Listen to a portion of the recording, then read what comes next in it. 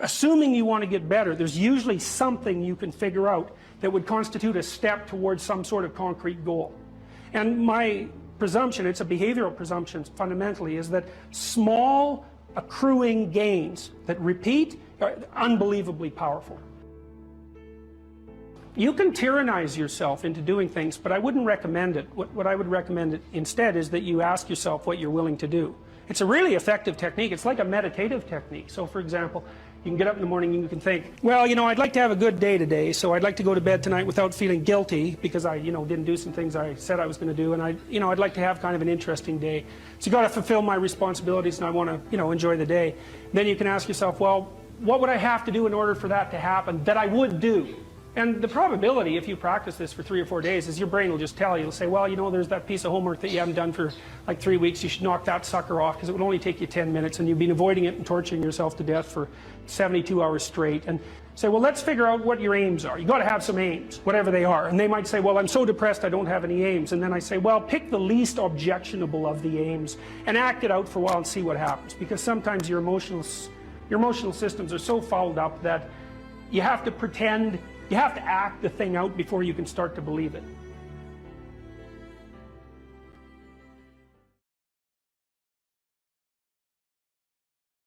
If you don't know what you should do with your life, you don't know who you should be, sometimes you think about that as what career you should pursue. But here's another way of thinking about it. It's kind of a SEAL's ethos that Congressman Crenshaw detailed out. Here's some things you could be. Those are my words. These are his. You will be someone who's never late. You will be someone who takes care of his men, gets to know them, and puts their needs before yours. You will be someone who does not quit in the face of adversity. You will be someone who takes charge and leads when no one else will. You will be detail-oriented, which you discuss a lot in later sections of the book. Always vigilant, attentive. You will be aggressive in your actions, but never lose your cool. You will have a sense of humor because sometimes that is all that can get you through the darkest hours. You will work hard and perform, even when no one is watching. You'll be creative and think outside the box, even if it gets you in trouble. You're a rebel, but not a mutineer. You are a jack of all trades and master of none. And then you follow that a little later with this paragraph, these paragraphs. Be aggressive enough to kill the enemy, but immediately calm enough not to scare the little old lady. You'll be that man who's mentally tough enough to operate in horrific chaos, then immediately transition to tranquility, all without mentally breaking. You will effectively transition from hyper-masculine aggressor to gentle caretaker. You'll be both a warrior and a gentleman. The qualities that made SEAL leaders great were rarely physical in nature. They listened. They empowered their team to be successful, carefully entrusting individuals with additional responsibility. It's a real conservative ethos there. They highlighted good performance publicly and criticized bad performance privately. And so, well, those are lists of virtues, and maybe they're not the only list of possible virtues, probably not, but if you're lost and you don't know where to start, practicing, you also talk about this idea that, this is an Aristotelian idea, that we are our habits, we become what we practice. And imagine if you're lost and you're listening, you think, well, you find some things admirable. Well, you could practice those things, and you can practice them locally and minimally in your own relationships, and you can start to get good at them. And as you get good at them, well, you get better at them, right? And then you can broaden out the scope of your action into a wider purview. So you said here too, let's go for another quote here.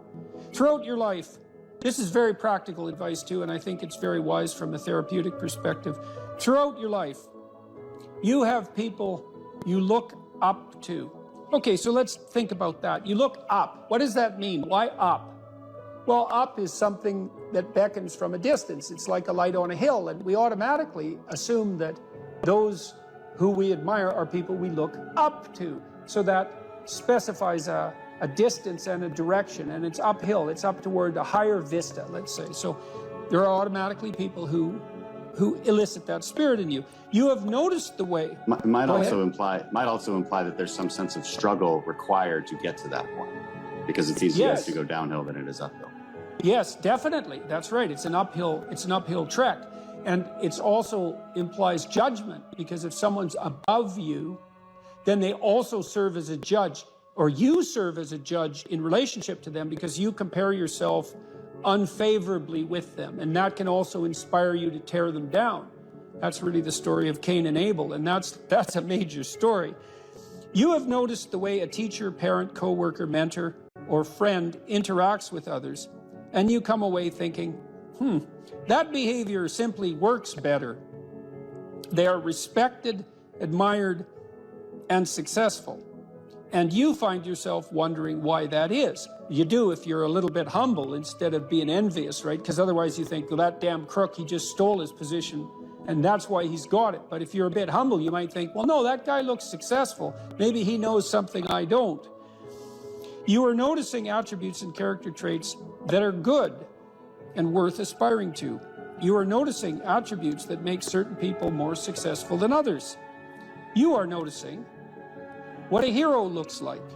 And in the process, you are discovering a path made up of desirable personality traits that helps you ascend in social hierarchies. That's Jacob's ladder, by the way. That ladder that is the hierarchy to the good.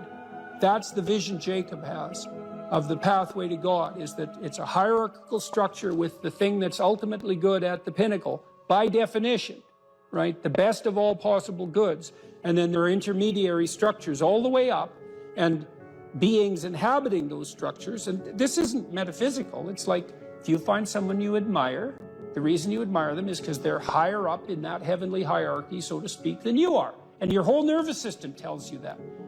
You're compelled to listen, you're compelled to pay attention by the action of your own unconscious mind. You know, what's interesting about this point of identifying these heroes or at least role models, you can call them either one. I just thought heroes was a more compelling word to use for the sake of writing it. But what's interesting about it too is how pop culture actually plays a pretty important part of this, because like there's plenty of people who simply don't have these good role models in their lives, and you have to acknowledge that. And so where are they supposed to turn? And it's maybe one of the reasons that it's so important to fight these cultural wars that you and I engage in on a fairly regular basis, that they become a serious part of our politics, which at the same time is necessary, but also deeply, deeply unfortunate. I do think the attack on pop culture from this progressive victimhood left has reached a ceiling. I think there's a serious backlash. You look at movies like Top Gun, the recent one, Top Gun, and maybe like the highest grossing of all time. Absolutely phenomenal movie, really fun to watch. Why? Because it just had all of these classical virtues infused within it, about relationships and about how you treat people and what the consequences are for treating people as such. That these things speak to people in a deeper way. They can't necessarily articulate them, but they understand it when they see it. And there's these sort of radical minorities that are very loud that want that changed. You know, they want something else to be on that hill, but people react against it because it's not true. There's no truth to that. And something cries out from inside of them then, and that can be appealed to by a storyteller. I saw the same thing in the Marvel Avengers series, is that there is a return to any wide range of classical virtues, certainly brotherhood, a kind of a military ethos, sacrifice, a striving upward, certainly masculine virtues, the combination of the Hulk and Iron Man, for example. There's a monstrous element to the Hulk, but he's a hero in a strange sense, and he's also the revitalizing force for Iron Man when he just about dies, and that's all. The reason those movies were so necessary and so attractive is because they are, in fact, addressing a radical conceptual void in the culture, and it's a void that you're addressing in your book, especially with your appeal, trifold appeal, let's say, to duty, responsibility, and humor at the same time, right? Which is a kind of stoicism in the face of catastrophe. So, because this is a big problem in life. Imagine you're aiming for something and then something happens to make it impossible, or you find out that it's the wrong thing because you were aiming in the wrong direction. Well, so then what do you have to rely on to set you right? It's not your aim, obviously, but it might be your capacity to take new aim, and that's bloody well dependent on your character. That's for sure. And so I don't think there is a more fundamental aim than what you should be, and there's no better way of characterizing what you should be than that you should fortify your character.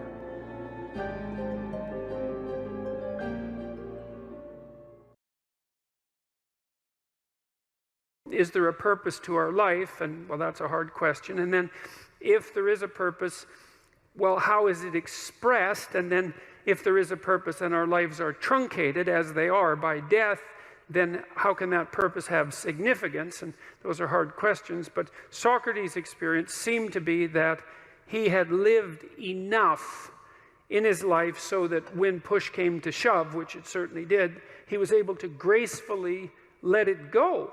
And you know, he attested to that with his death.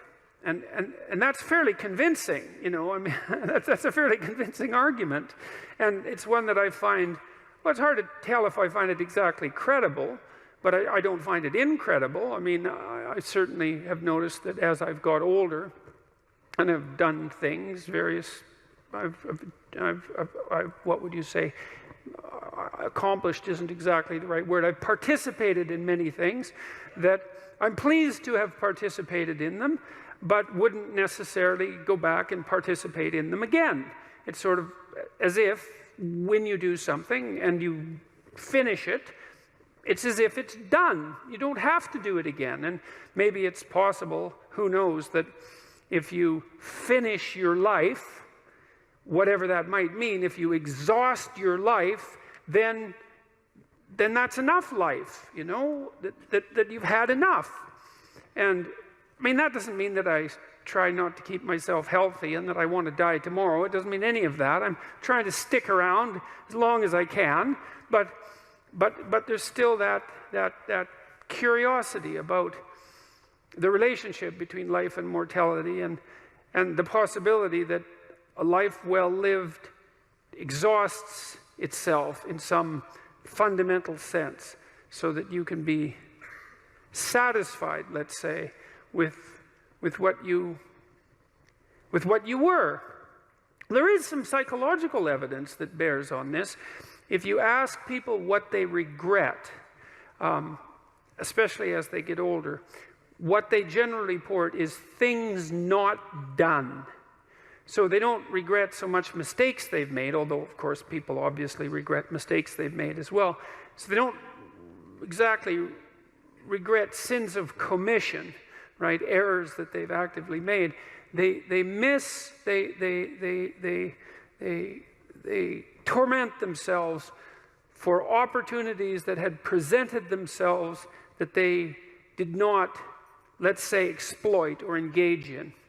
And I think that's worth thinking about too, because one thing that I have become convinced about with regards to human consciousness, which I think is equivalent to the spark of divinity in some sense that our fundamental stories insist has been placed within us, is that human consciousness is that faculty that confronts potential itself. I think there's good neurological evidence for this, by the way, for those of you who are scientifically minded, because we build circuits within us for habitual action that we've practiced many times that seem to run in a very deterministic fashion.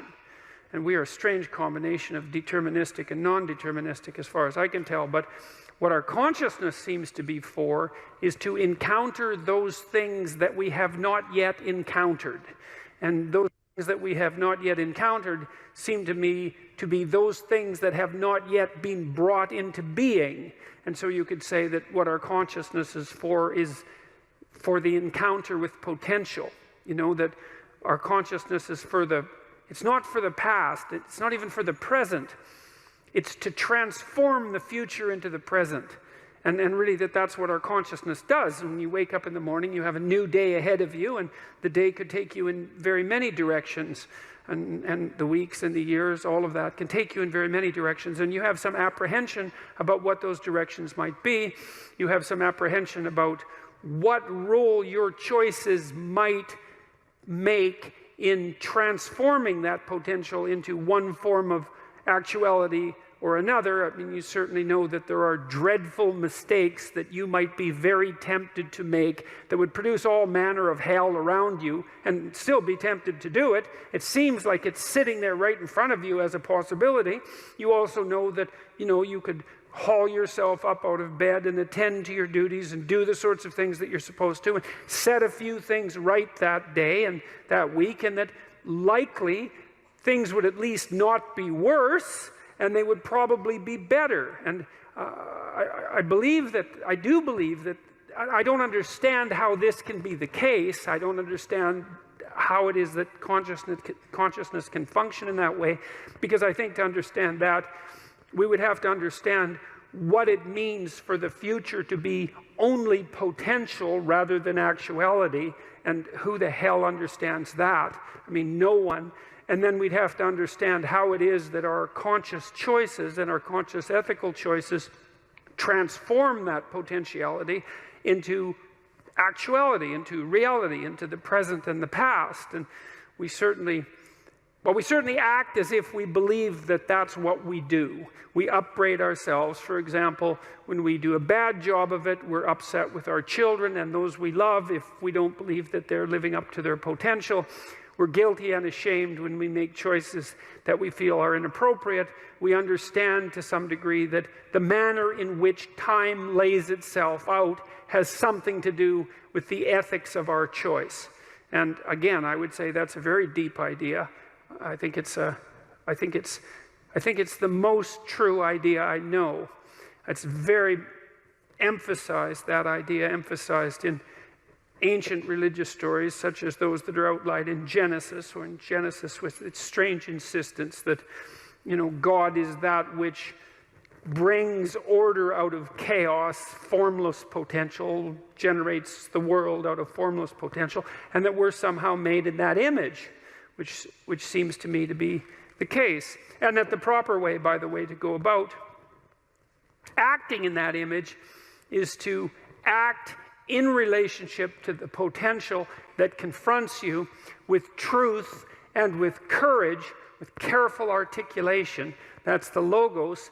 And that if you do that, then what you bring forth is good. So as men move into their careers, how might responsibility and purpose be conceptualized? Well, look, so I always start from the fundamental observation that life is characterized by a fair bit of suffering. There's a tragic element to life. Tragedy tainted by malevolence. And what that poses a problem, and the problem is, well, what can sustain you through suffering and tragedy, betrayal and illness, death, loss, disappointment, frustration, confusion. And it's not hedonism. It's not happiness, not if you conceptualize happiness in this narrowly pleasure-seeking hedonic way. First of all, that doesn't iterate very well. You can drink 26 of vodka one night, and that might be a pretty fun night, but the next 2 or 3 days are not going to be so pleasant, and you'll probably do at least 5 things that you seriously regret, assuming you can remember what they are. So it's not a great strategy, and everyone knows that that casual, impulsive pleasure-seeking is not, it's not a good game. Everyone knows that. And that doesn't mean you should be afraid to try it, right? That's entirely different. You need to bash yourself around a bit. What did William Blake say? Wisdom through excess. There's definitely something to that. So, walling yourself away from experimentation, that's not a good idea. But falling prey to indulgences, that's a catastrophe. So you can't find, and then if your life is proceeding in a direction that's painful and tragic for reasons that might be really out of your control, obviously you're not going to be happy during those times.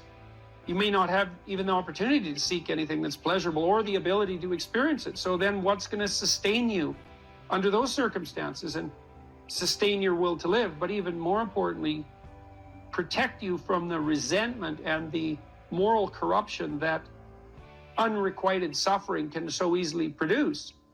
And the answer to that is not happiness, but something like meaning. And then you might ask yourself, well, where is meaning to be found? And the answer seems to be primarily through the voluntary adoption of responsibility. So people find meaning in the love they have for their partner and their decision to care for someone else as well or better than they would care for themselves. They find meaning in that, and it can sustain itself across many, many decades, for better or for worse. That's no joke, that phrase. They find meaning in the relationship they establish with their children, assuming they take the responsibility for that relationship. They find meaning in their friendships. They find meaning in their business associations, their civic engagement.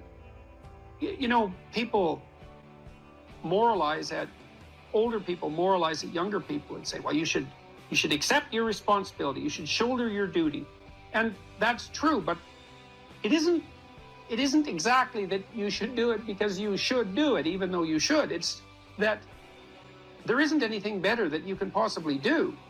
Like, you have to justify yourself to yourself. You have to justify yourself to yourself because of your inadequacies and your failure and your error and your propensity to repeat errors that you know you shouldn't repeat, your sinful nature. You have to atone for that. And then you have to justify your life to yourself because it's characterized by death and suffering. And so you need something worthwhile to do.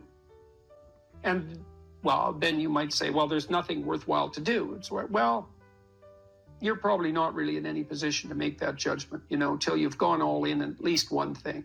At least one thing. Because, who the hell are you? You're 16, you're cynical and nihilistic. It's like, you're not wise. You're not a philosopher. You don't know anything.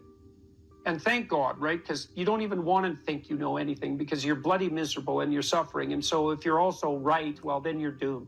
So you better bloody well pray that your cynicism and nihilism, unearned though it may be, is based on a fundamental falsehood. And it is.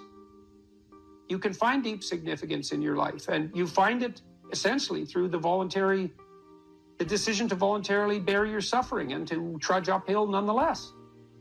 And there's something heroic about that in the most fundamental sense. And that heroism is something so deeply meaningful that it, in some sense, triumphs over even death.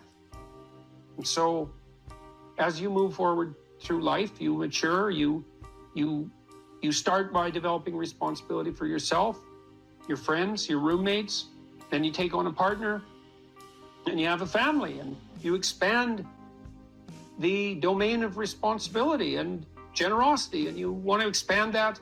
Who knows how much you can expand that? You could be a credit to the nation. Well, there's an aim. Why don't you aim to be like credit to the nation by the time you're 50? Because what, you got something better to do than that? And the answer to that's no. And, what are you going to do? You're going to pursue endless one-night stands. You're going to bury yourself nose deep in cocaine. You're going to become an alcoholic. You're going to pursue that tinsely, trashy hedonism that is nothing but destructive and generates nothing but self-contempt, and then bitterness, then misery, then vengefulness. It's like, why do that? It's easier in some sense, right? Although it's not, because it's rife with catastrophe and suffering. So it's way better to envision yourself as, that's the cross image fundamentally, right? The pathway to redemption is to bear your cross up the hill voluntarily. It's a hell of a thing to ask, right? Because you have to accept the fundamental limits of your mortal vulnerability. And you have to say to yourself, I will do good nonetheless. Right? And that's not obedience. That's not naivete. That's a cold decision, man. So everyone great makes that decision. So make that decision, because maybe you're great.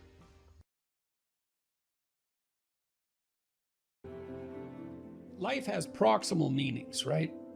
There's the meaning that you experience when you're engaged in a piece of art, or when you're reading, or when you're engrossed in a movie or in a conversation.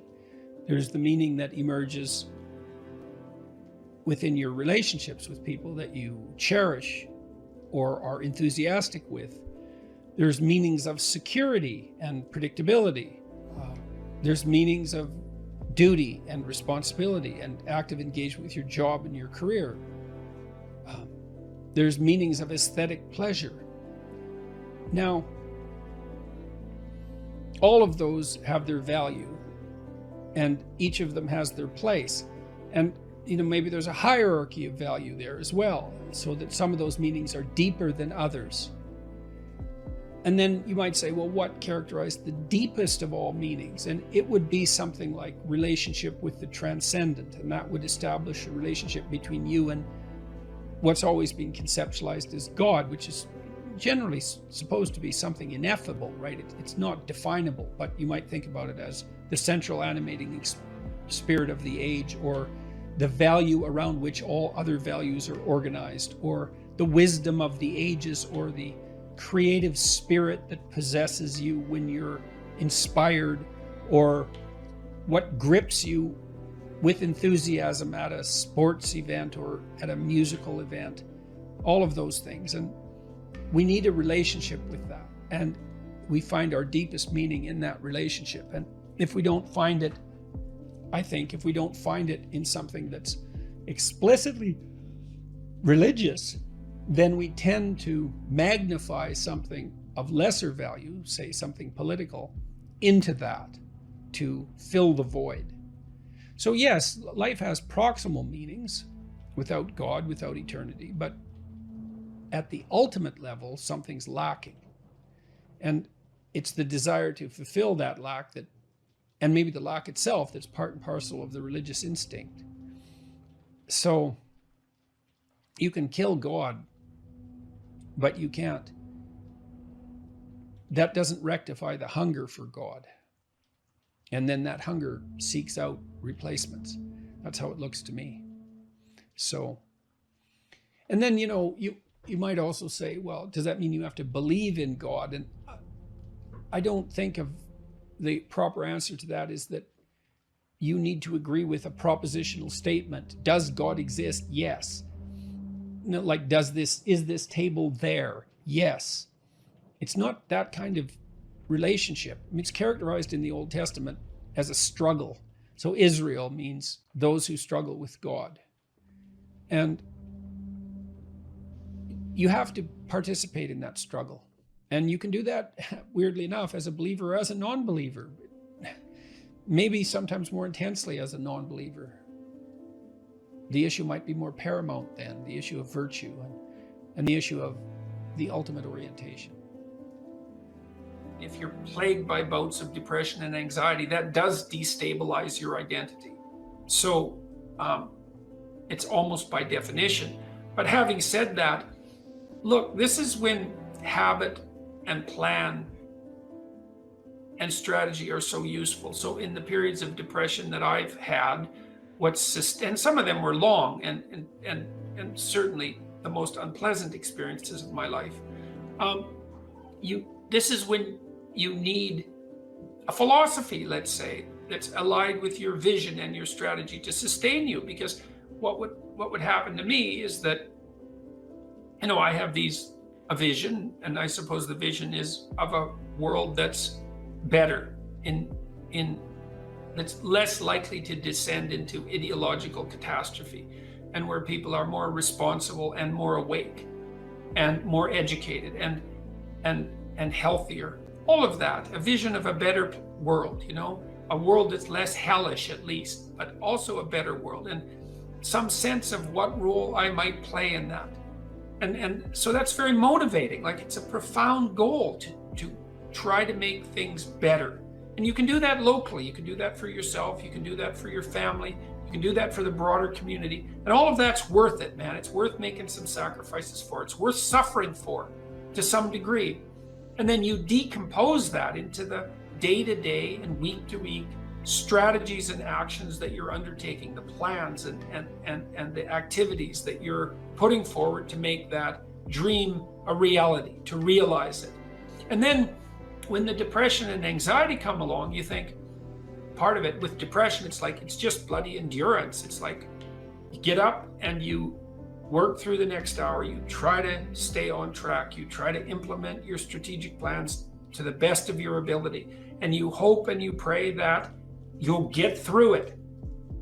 You know, you'll get through it and that the darkness will recede, and you stay on track. You eat even though you're not hungry. You get up even though you want to stay in bed. You interact with people even though you'd rather be alone. And it's the benefit of disciplined habits can sustain you. It's like the boat you're rowing in through a terrible storm, leaks and all, and maybe you'll be overwhelmed, but you have the boat and you can row forward, and that's what you've got.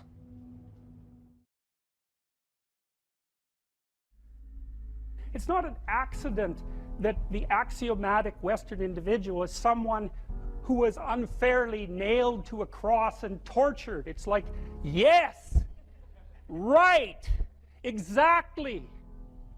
So what do you do about that? Well, I thought about that for a long time too. It's like, well, you don't get together in a damn mob, because all that does is allow you to be as horrible as you could possibly imagine and suffer from none of the consequences. That's a bad idea. So how about we don't do that? Well, there's a deep idea in the West too. It's like, pick up your damn suffering and bear it and try to be a good person so you don't make it worse. Well, that's a truth. You know, I read a lot about the terrible things that people have done to each other. You just cannot even imagine it. It's so awful. So you don't want to be someone like that. Now, do you have a reason to be? Yes. You have lots of reasons to be. God, there's reasons to be resentful about your existence. Everyone you know is going to die. You know, you too. And there's going to be a fair bit of pain along the way, and lots of it's going to be unfair. It's like, yeah, no wonder you're resentful. It's like, act it out and see what happens. You make everything you're complaining about infinitely worse. There's this idea that hell is a bottomless pit, and that's because no matter how bad it is, some stupid son of a bitch like you could figure out a way to make it a lot worse. So you think, well, what do you do about that? Well, you accept it. That's what life is like. It's suffering. That's what the religious people have always said. Life is suffering. Yes. Well, who wants to admit that? Well, just think about it. Well, so what do you do in the face of that suffering? Try to reduce it. Start with yourself. What good are you? Get yourself together for Christ's sake, so that when your father dies, you're not whining away in a corner, and you can help plan the funeral, and you can stand up solidly so that people can rely on you. That's better. Don't be a damn victim. Of course you're a victim. Jesus, obviously. Put yourself together. And then maybe if you put yourself together, you know how to do that. You know what's wrong with you, if you'll admit it. You know there's a few things you could, like, polish up a little bit, that you might even be able to manage in your insufficient present condition. And so you might shine yourself up a little bit, and then your eyes will be a little more open, and then you can shine yourself up a little bit more, and then maybe you could bring your family together instead of having them be the hateful, spiteful, neurotic, infighting batch that... So then you fix yourself up a little bit, kind of humbly, because, you know, God, you're a fixer-upper if there ever was one. And then you got to figure out, well, can you figure out how to make peace with your idiot brother? And probably not, because he's just as dumb as you, so how the hell are you going to manage that? And so then maybe you get somewhere that way, and your family's sort of functioning, and you find out, well, that kind of relieved a little bit of suffering, although it reduced the opportunities for spiteful revenge, and that's kind of a pain in the neck. And so then you get your family together a little bit, and you're a little clued in then, at least a bit, because you've done something difficult that's actually difficult. You're a little wiser, and so then maybe you could put a tentative finger out beyond the family and try to change some little thing without wrecking it. It's like, our society is complex, and we teach our students that they could just fix it. It's like, go fix a military helicopter and see how far you get with that. It's like, what are you going to do? You're like a chimp with a wrench. Whack! Oh, look, it's better. It's like, no, it's not better. Things are complicated, and to fix things is really hard. And you have to be like a golden tool to fix things, and you're not. So, and that's the other message of the West. It's like, how do you overcome the suffering of life? And I'm not saying it's only the message of the West. How do you overcome the suffering of life? Is be a better person. That's how you do it. Well, that's hard. It takes responsibility. And I think, you know, if you said to someone, you want to have a meaningful life? Everything you do matters. That's the definition of a meaningful life. But everything you do matters. So you're going to have to carry that with you. Or do you want to just forget about the whole meaning thing, and then you don't have any responsibility, because who the hell cares, and you can wander through life doing whatever you want, gratifying impulsive desires for how useful that's going to be, and you're stuck in meaninglessness, but you don't have any responsibility. Which one do you want? Well, ask yourself, which one are you pursuing? And you'll find very rapidly that it isn't the majority of your soul that's pursuing the whole meaning thing, because, well, look what you have to do that. You have to take on the fact that life is suffering. You have to put yourself together in the face of that. Well, that's hard. Christ, it's amazing people can even do it. I'm stunned every day when I go outside and it isn't a riot with everything burning. Because really, God, you talk to people, it's like, I knew this guy, he'd been in a motorcycle accident and it really ruined him, and he was like a linesman, you know, working on the power, and he was working with someone who had Parkinson's disease, and they had complementary inadequacies, and so two of them could do the job of one person, and so they're out there fixing power lines in the freezing cold, despite the fact that one was 3/4 wrecked with a motorcycle accident and the other one had Parkinson's. It's like, that's how our civilization works. It's like, there's all these ruined people out there, they've got problems like you can't believe. Off they go to work and do things they don't even like, and look, the lights are on. My God, it's unbelievable. It's a miracle. It's a miracle. And we're so ungrateful. College students, the postmodern types, they're so ungrateful. You know, they don't know that they're surrounded by just a bloody miracle. It's a miracle that all this stuff works, that all you crazy chimpanzees that don't know each other can sit in the same room for 2 hours sweltering away without tearing each other apart, because that's what chimps do. So, anyways, so what happened? Well, I made some videos and I got to the bottom of some things, at least as far as I can tell, so I told you what the bottom is, and then I got this idea about what you might do about it, which isn't my idea. It's not my idea. It's an old idea. It's far older than Christianity. It's old. It's the oldest story of mankind. Get yourself together. Transcend your suffering. See if you can be some kind of hero. Make the suffering in the world less. Well, that's the way forward, as far as I can tell, if there is any way forward.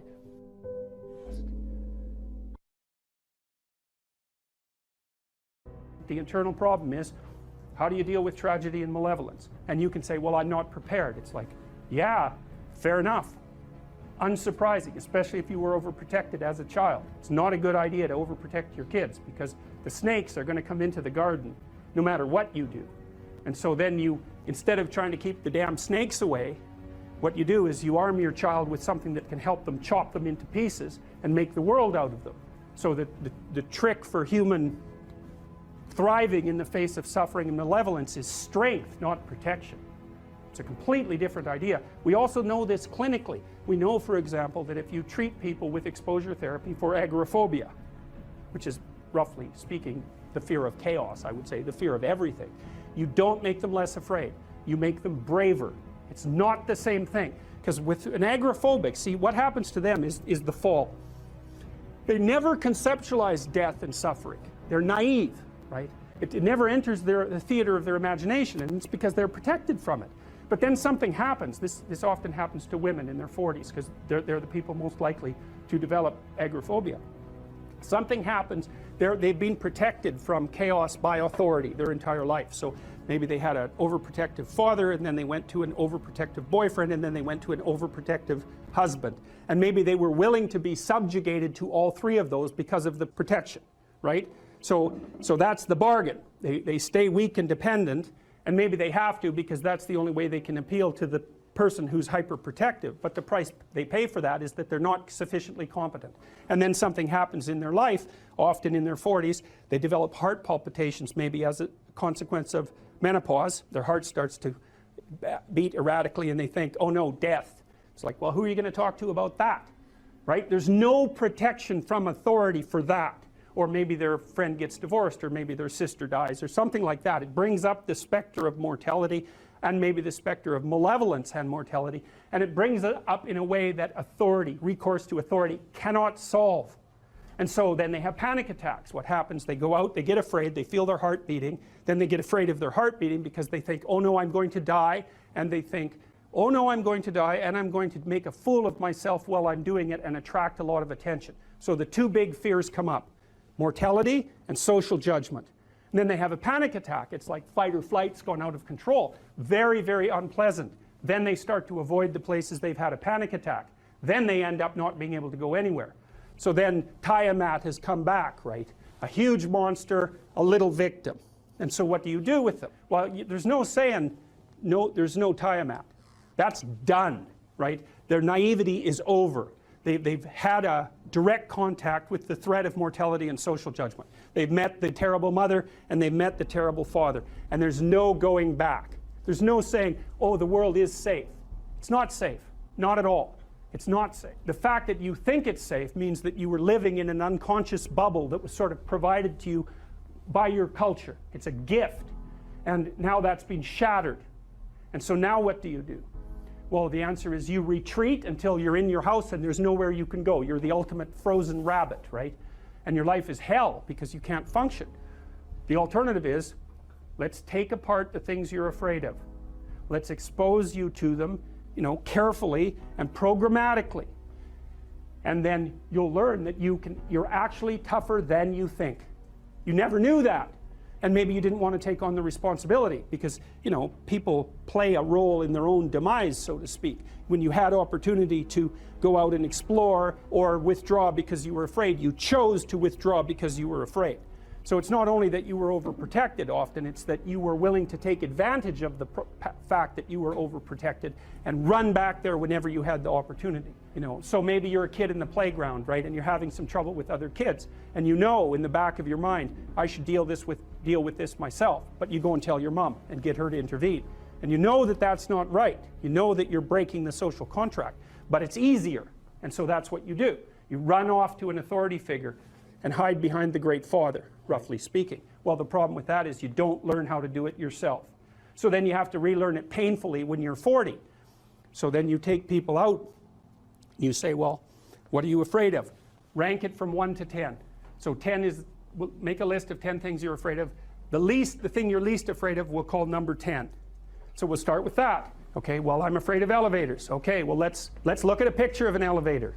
Let's have you imagine being in an elevator. Let's go out to an elevator and let you watch the terrible jaws of death open, because that's how you're responding to it symbolically, right? And you're going to do that at the closest proximity you can manage. You find out, you go do that, it works. You're nervous as hell, especially from an anticipatory perspective. Shaking. You go out, you stop, you watch it happen, and you actually calm down. You do that 10 times and it no longer bothers you. Well, what you've learned that you didn't die, but more importantly than that, you've learned that you could withstand the threat of death. That's what you've learned. And then you move a little closer, and then you move a little closer, and then you move a little closer, and finally you're back in what's no longer the elevator from a symbolic perspective. It's a tomb, right? It's a place of enclosure and isolation. And you learn, turns out I can withstand that. And then you're much more together, much more confident. And that's often one of the things that often happens in situations like that. I've seen this multiple times, is that if you run someone through an exposure training process like that and toughen them up, they'll often start standing up to people around them in a way they never did before, because they wouldn't stand up for themselves before because they weren't willing to undermine the protection. See, if you're protecting me, I can't bother you because I can't afford to forsake your protection. So if I'm going to play that game, I'm going to hide behind you, then I can't challenge you. So that's no good, because that's sometimes why people, you see this with guys very frequently, they're still deathly afraid of their father's judgment when they're in their 30s or 40s. It's like, well, why? No, because they still want to believe that there's someone out there that knows. And so they're willing to accept the subjugation because it doesn't force them to challenge the idea that there's someone out there that knows. Because that's the advantage of having your father as a judge, right? Because he knows. Well, what if he doesn't? What if no one knows any better than you? Well, that's a rough thing. You don't, until you realize that, you're not an adult, right? That's really technically the point of realization of adulthood, is that no one actually knows what you should do more than you do.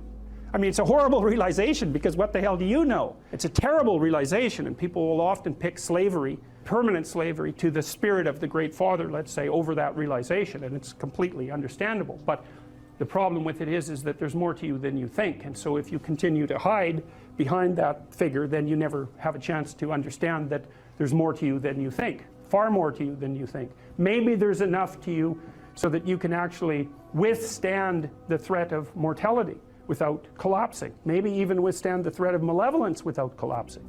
Who knows? It's certainly possible. And it's not an abstract question. It's exactly the sort of question that you address in the psychotherapeutic process. It's always the question that you address. And the answer is often in the affirmative, because people can get unbelievably tough. And you know that because people work in emergency wards in hospitals, right? Or they work in palliative care wards, or they work as mortuary assistants. I mean, these people have bloody rough jobs, you know, or they're on the front line of police investigation into, you know, heinous child abuse crimes, and so they're confronting malevolence on a regular basis. And, you know, those are very stressful jobs, but people do them. And some people do them without even being damaged by them, although that's a harder thing, because you can see horrible things, you know, things you'll never forget.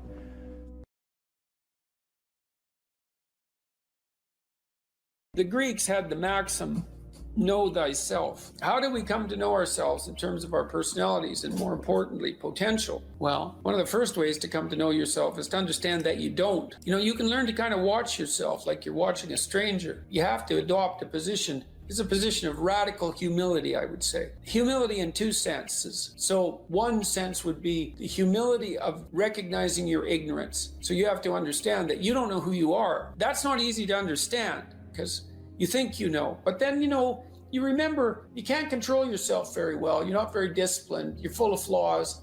Maybe you don't know yourself as well as you think, but it's hard to get low enough to understand how deeply it is the case that you are ignorant about who you are. Now, there's an upside to that too, which also is that you're also ignorant about who you could be. And so the discovery of that, you know, is some reward for the horror of determining who you actually are. And then I would say, well, then you watch yourself. You watch yourself like you're watching a stranger. You watch what you say and you listen. You think, well, what sort of person would say that? And how am I reacting emotionally when I'm communicating in that manner? Is that making me feel stronger or weaker? Is it filling me with shame? Is it helping my confidence? Am I laying out a lie? Am I deceiving myself and other people? Am I adopting this personality at parties that is designed to impress and to amuse, and it comes across as nothing but self-centered narcissism? What are my dark fantasies? What are my aggressive fantasies? What is it that I'm willing to do? What am I interested in so that I'll spontaneously pursue it? What do I procrastinate about and why? What am I unwilling to do? What do I think is good? What do I congratulate myself for accomplishing? And what do I berate myself for failing to confront and to implement? Those are all incredibly complicated questions, and you don't know the answers to them. So that's a start. And then in terms of potential, well, you'll discover a little bit more about your potential as you discover who you are, especially the darker parts of yourself, because then you discover your potential for mayhem. There's some real utility in that. It's actually something that strengthens you, because the first thing that a realization like that can in fact produce is the ambition to incorporate that dangerousness into a higher order personality. And that can make you implacable. That can make you someone who can say no when you need to say no. You know, that can make you someone who won't avoid necessary conflict. And so that's unbelievably useful. And so that's one of the potentials that you might discover. The other thing you do to discover your potential is to, well, you challenge yourself. You know, it's like rule 4 in my book, 12 Rules for Life, is compare yourself to who you were yesterday and not to who someone else is today. And that's kind of a good way to start this. It's like, well,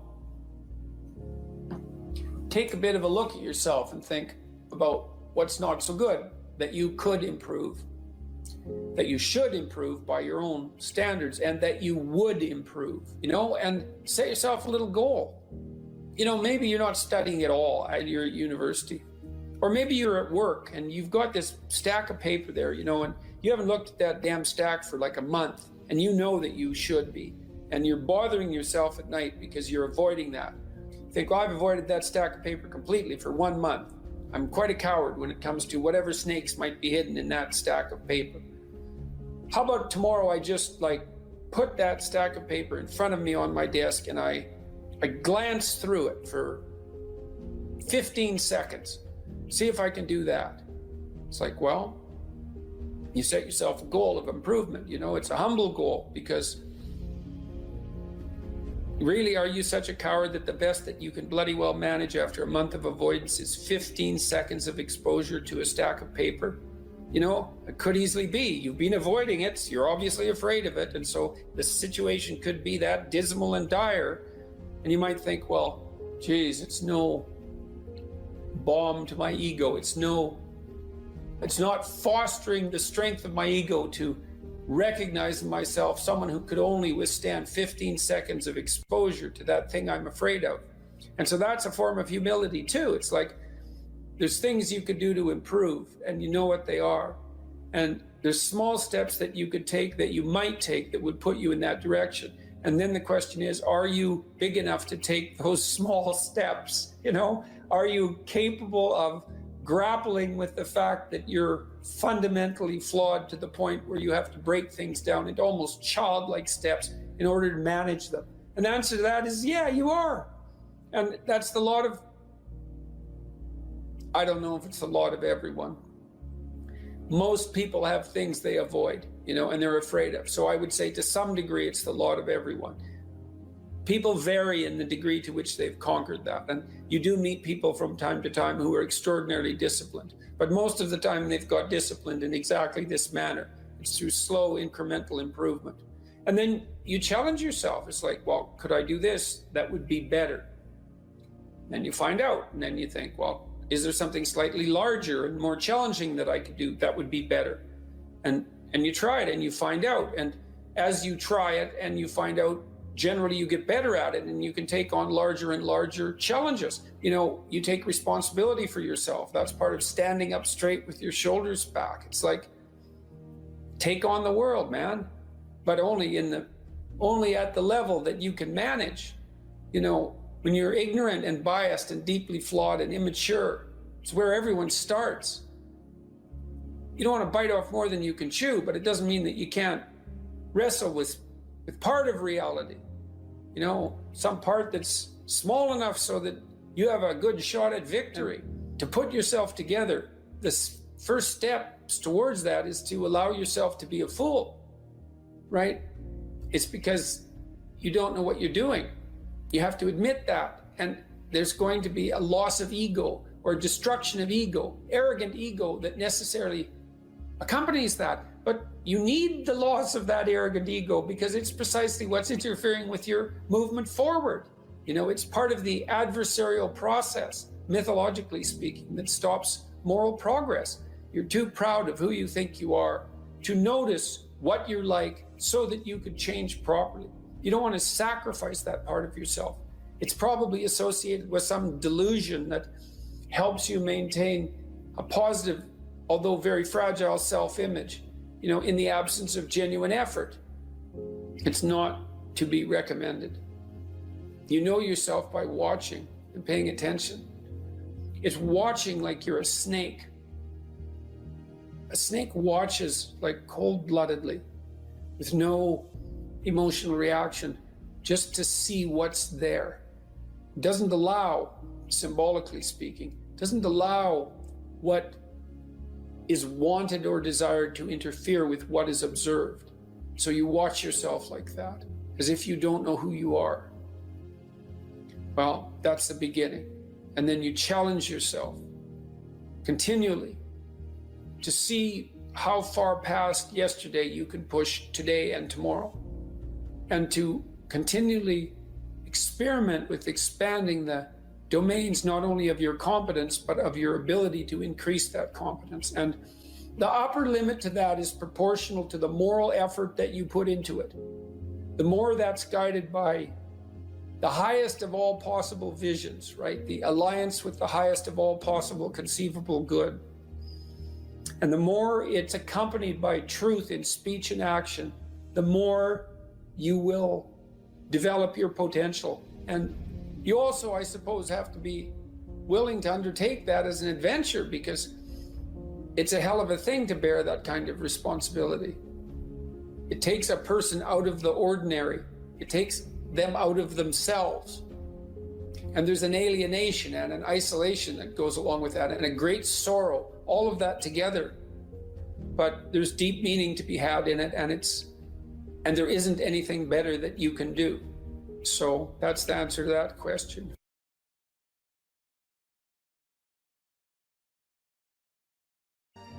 If you're resentful about something, well, first of all, you should notice, I'm resentful. And that's kind of humiliating, because no one's proud of being resentful. It's a shameful emotion. Well, so then why are you resentful? Well, there's only two reasons as far as I've been able to tell. One is that you're allowing yourself to be taken advantage of, or you're being taken advantage of. Sometimes you're not allowing yourself. Sometimes you're a child being abused by their uncle. You're not allowing yourself. You can't do anything about it. You're resentful because you're being taken advantage of, or because you're immature. It's one of those two things. Figure out which it is, and then take the steps necessary to address it. Living a life without resentment is a great goal. People are often resentful if they see that responsibility has been abdicated. Why isn't that person doing their job? It's like, well, hey man, step in at your workplace, in your family. You know, and you think, well, I shouldn't have to do that extra work. Well, you shouldn't be a slave. You shouldn't allow yourself to be tyrannized. But if something bugs you because a responsibility is going unfulfilled, there's a great opportunity for you. And this is something I don't think we teach young people well. And one of the things, you may remember this, that was so striking about the tour was that I made a case fairly consistently that most people find the meaning that sustains them through the vicissitudes of life, not in happiness, but in responsibility. And that would bring everyone to a halt. It would always make the whole theater silent. It's like, oh, I never thought of that connection. Because maybe you want to avoid responsibility, and you can understand why.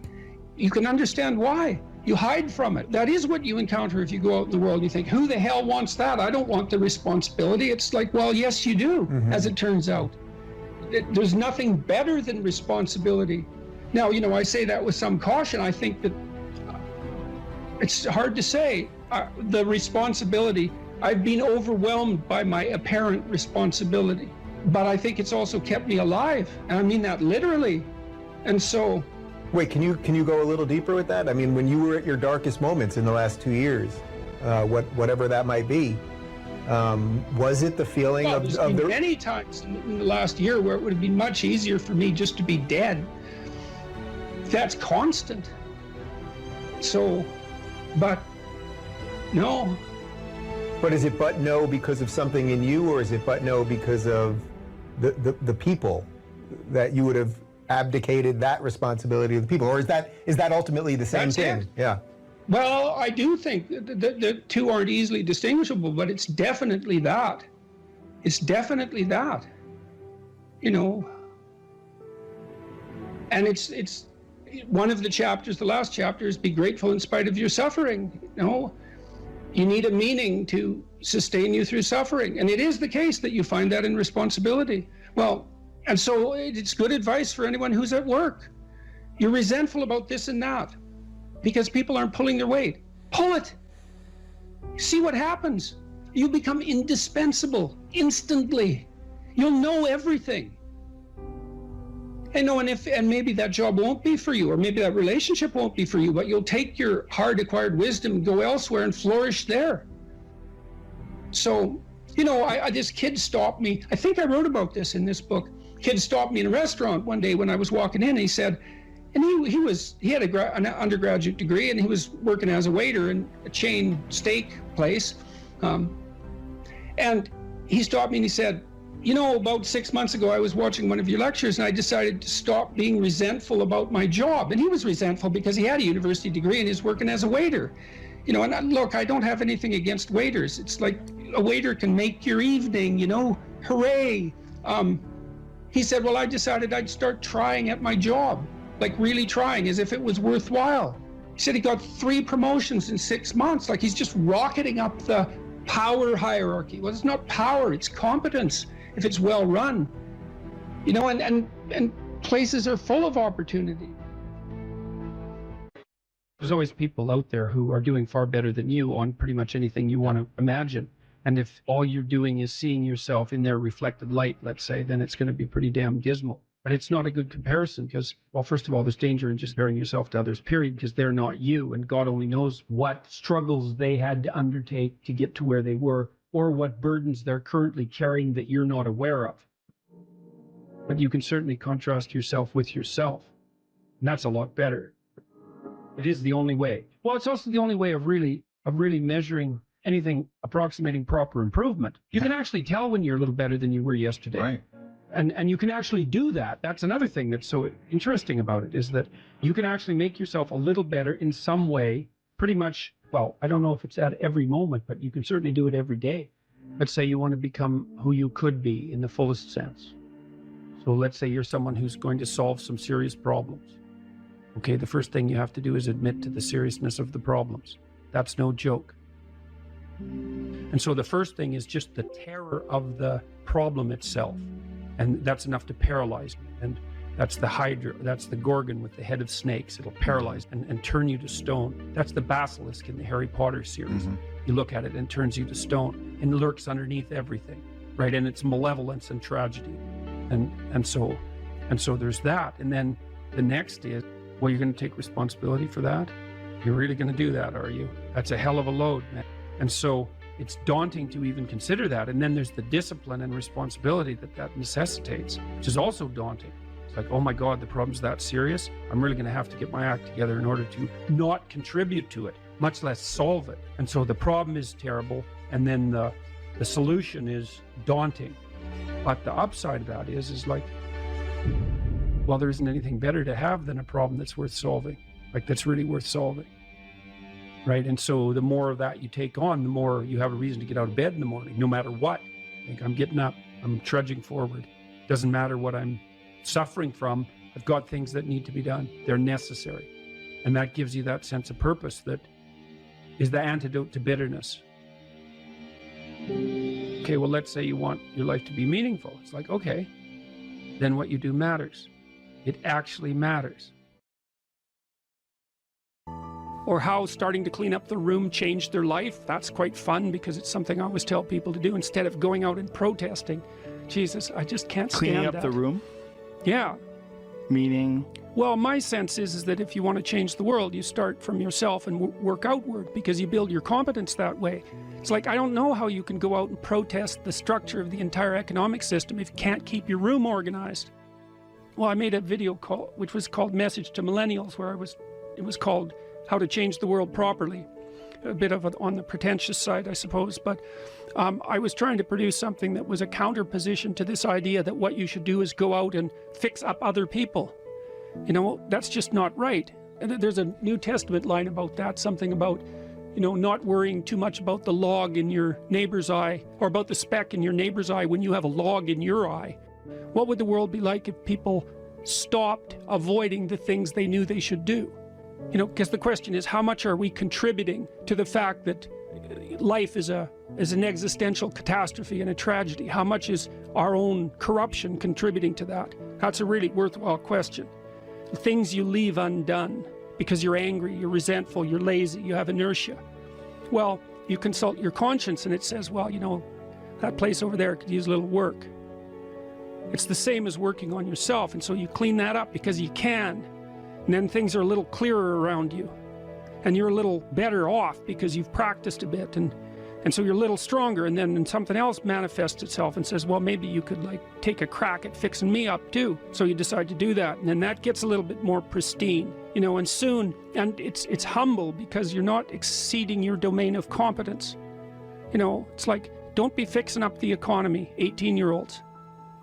You don't know anything about the economy. It's a massive, complex machine beyond anyone's understanding, and you mess with it at your peril. So, and can you even clean up your own room? No. Well, you should think about that. You should think about that. Agreeableness is a very difficult personality dimension to understand, I think, partly because it's difficult to dissociate from neuroticism and as well from extroversion. Because agreeable people like you, and so that kind of sounds like extroversion, and disagreeable people sound like they're hard to get along with, and they sort of are, but people who are high in neuroticism are hard to get along with too, and they tend to be volatile and irritable. And so most of the time, if you're engaged in a contentious issue with someone and emotions flare, it usually has more to do with trait neuroticism than with disagreeableness per se. So what I'm going to do is try to describe to you what the agreeable trait is on both of its dimensions, and also to lay out the pros and cons of existence on that normal distribution, trait normal distribution, at more or less every point. Because I think, the way I look at it anyways, is that of all the traits, agreeableness is the one that seems to come with the most marked positive and negative aspects, features, let's say, so we don't confuse it with aspects, the most positive and negative features at each point on the distribution. It's a very complex, seems to be a very, very complex dimension. So I'll read you some of the questions from the Big 5 aspect scale, and that'll give you kind of an initial rule of thumb estimate about whether or not you're agreeable or disagreeable. And so here are some of the questions. Imagine that you're answering these for yourself on a scale from 1 to 5, strongly disagree to strongly agree. So the first question is, am not interested in other people's problems. So if you are interested in other people's problems, that tilts you towards agreeableness, and I believe that's agreeableness is divided into compassion and politeness, which also sound like very positive things, right? Because everyone wants to be compassionate and everyone wants to be polite, and so you might say, well, is that a virtue? Are those virtues, with the other end being actually negative, to be not compassionate, not polite? It's certainly worded that way, and that's actually a mistake, because we know that these traits are normally distributed, roughly speaking, right?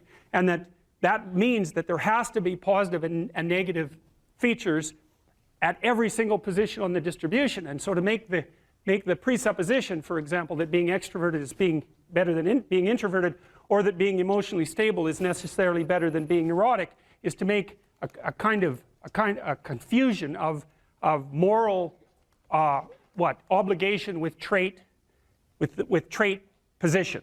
You have to assume that there's advantages and disadvantages all the way along, or the distribution wouldn't have set itself up that way, especially because these seem to be biologically instantiated traits. So anyways, if you're interested in other people's problems, they like to unburden themselves to you, you care about it. That's a mark of compassion. If you're more or less indifferent to other people's stupid problems and you wish they just get on with it, then you're less compassionate, you're harsher and more, well, at the extreme, more callous. Let's see. Respect authority. That's politeness. That's part of agreeableness. Rarely, let's see.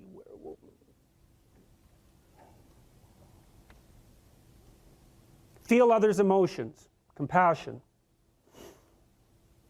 Inquire about others' well-being. Compassion.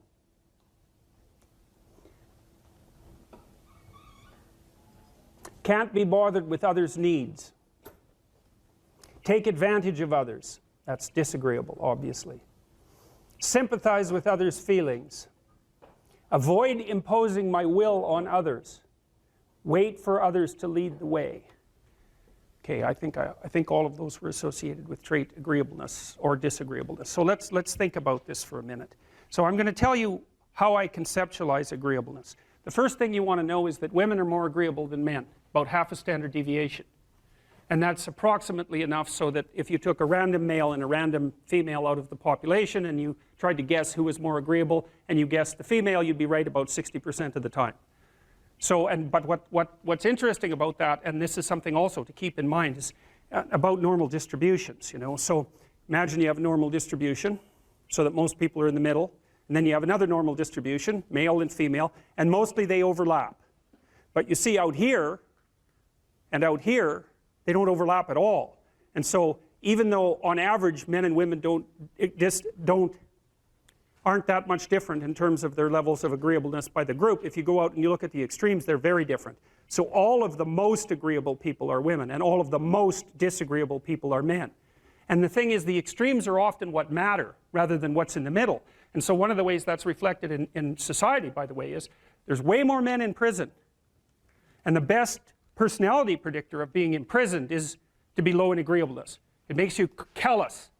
Now you might think, well, what's the opposite of compassion and politeness? And the answer to that is, I think it's best sort of conceptualized as a trading game.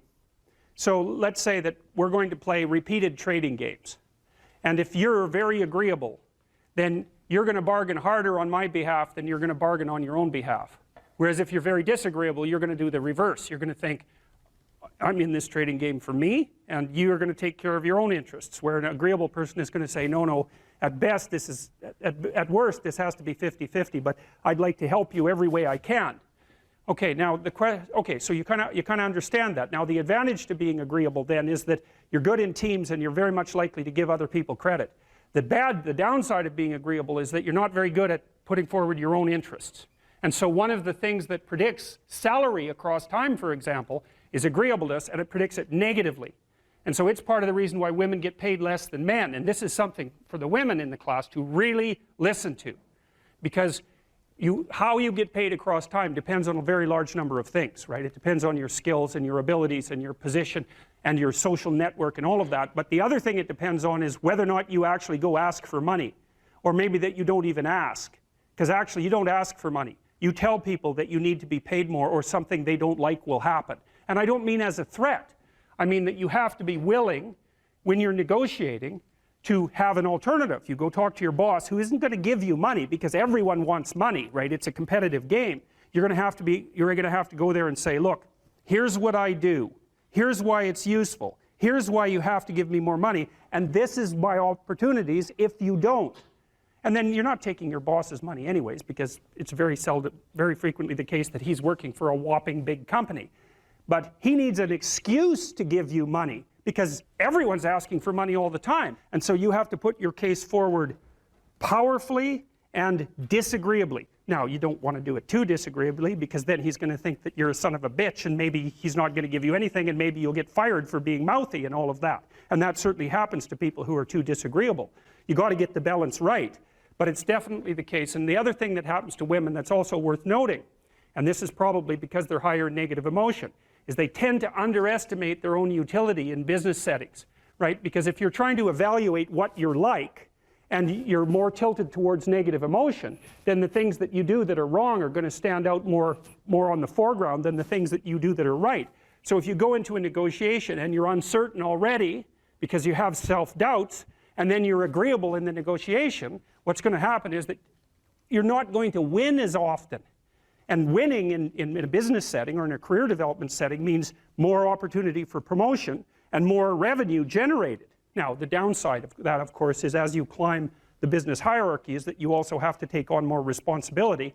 And that responsibility is sometimes unpleasant as well, especially to people who are agreeable, because you're not necessarily liked if you're in a position of authority. And agreeable people really like to be liked. It's their primary motivator, because they're concerned about the maintenance, I would say, of intimate, positive relationships. And that also makes them conflict avoidant. When I was 25 or so, I probably weighed about 138 pounds. I smoked like a pack of cigarettes a day.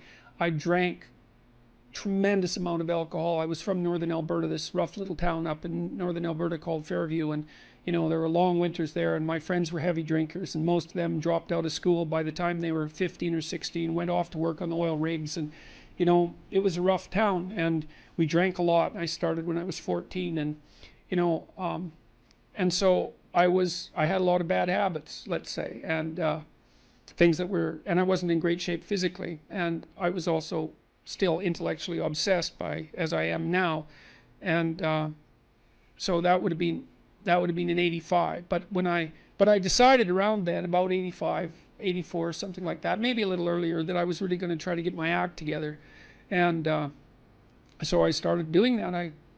First of all, I quit smoking. Well, that took a long time because I eventually had to quit drinking too in order to quit smoking, and I started working out, started playing sports, which I'd never done. I was a small kid. I'd been skipped a grade, and I was small for my age, so sports were never, especially team sports, were never really a domain of expertise for me. Although I skied and went trapping with my dad, went cross-country skiing and camping and all that. So, but when I went to graduate school, I started swimming. The first physical exercise routine I did, I enrolled in a swimsercise course, I think it was called. So it was me and this like really overweight kid, and like these 60-year-old women and men, they could out exercise me like mad. It was really embarrassing. Me and the overweight kid, we'd be just panting ourselves 3/4 to death at the end of the bloody workout, and these 60-year-old women who weren't in great shape were like chatting away as if nothing was going on at all in the pool. So that was quite embarrassing, and as was going to the weight room, because when I started I could barely bench press 75 pounds, and people used to keep coming over and helping me, which was the last thing I bloody well wanted, but certainly needed. And I got to the point where I could bench press 225 pounds. I think that was the best I did, and I gained about 30 pounds of muscle in a year and a half. So that was a good thing. So like I was kind of a wild man, and I'm a little bit manic in my temperament, and so I was kind of going every direction at the same time. So, and I don't regret that. I had a fine time when I was a kid, but I needed really to get disciplined, and I had to do it because I was working on these hard problems that that I've been discussing with all of you, and I've been working on them really obsessively since I was probably about 18, maybe even earlier than that. Got to the point around 25 when I was in graduate school trying to get my PhDs, doing all my research. Like I published 15 papers by the time I graduated with my PhD, which was I think by a fairly large measure the most papers that any graduate student at that time had ever published at McGill. I think that's right. Might have been twice as many, or maybe twice as many, maybe even 3 times as many. And at the same time I wrote Maps of Meaning, which was a terribly difficult thing to do, because I was writing about 3 hours a day doing that, and I couldn't do all that and continue with my misbehavior, my sort of what would you say, my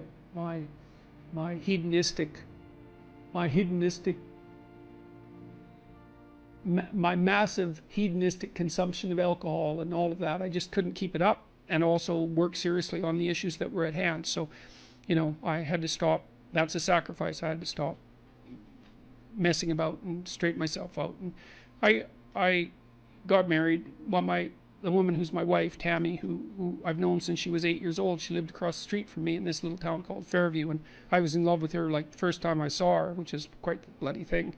So that's worked out pretty well for me. But she came to live with me about the same time, and we decided jointly to get our act together, and we swore that we'd tell each other the truth, which I think she's actually done better than me. Like I don't think she's lied to me ever in our entire marriage, which is unbelievable, and it's been so useful because I can really tell her things and we can really talk. So I tell you, if you want to have a good relationship, man, you embed it in the truth, because if you don't embed it in the truth, you don't have a relationship. It's just lies. It's a tissue of lies, and it will dissolve in the chaos as soon as a crisis comes along. So the truth is a terrible thing, but not compared to falsehood. So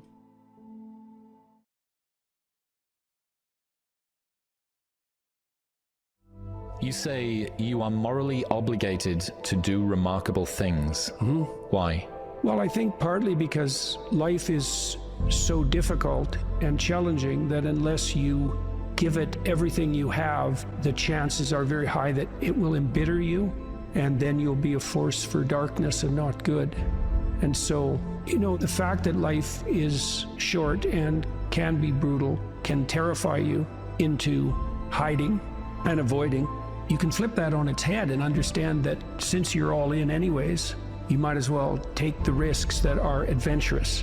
there isn't anything more adventurous than the truth. So why is that a moral obligation? Well, if you hide and you don't let what's inside of you out, and you don't bring into the world what you could bring, and you become cynical and bitter, you will start doing very dark things. Not only will you not add to the world what you could add, but you'll start being jealous of people who are competent and doing well and work to destroy them. So that's the pathway to hell.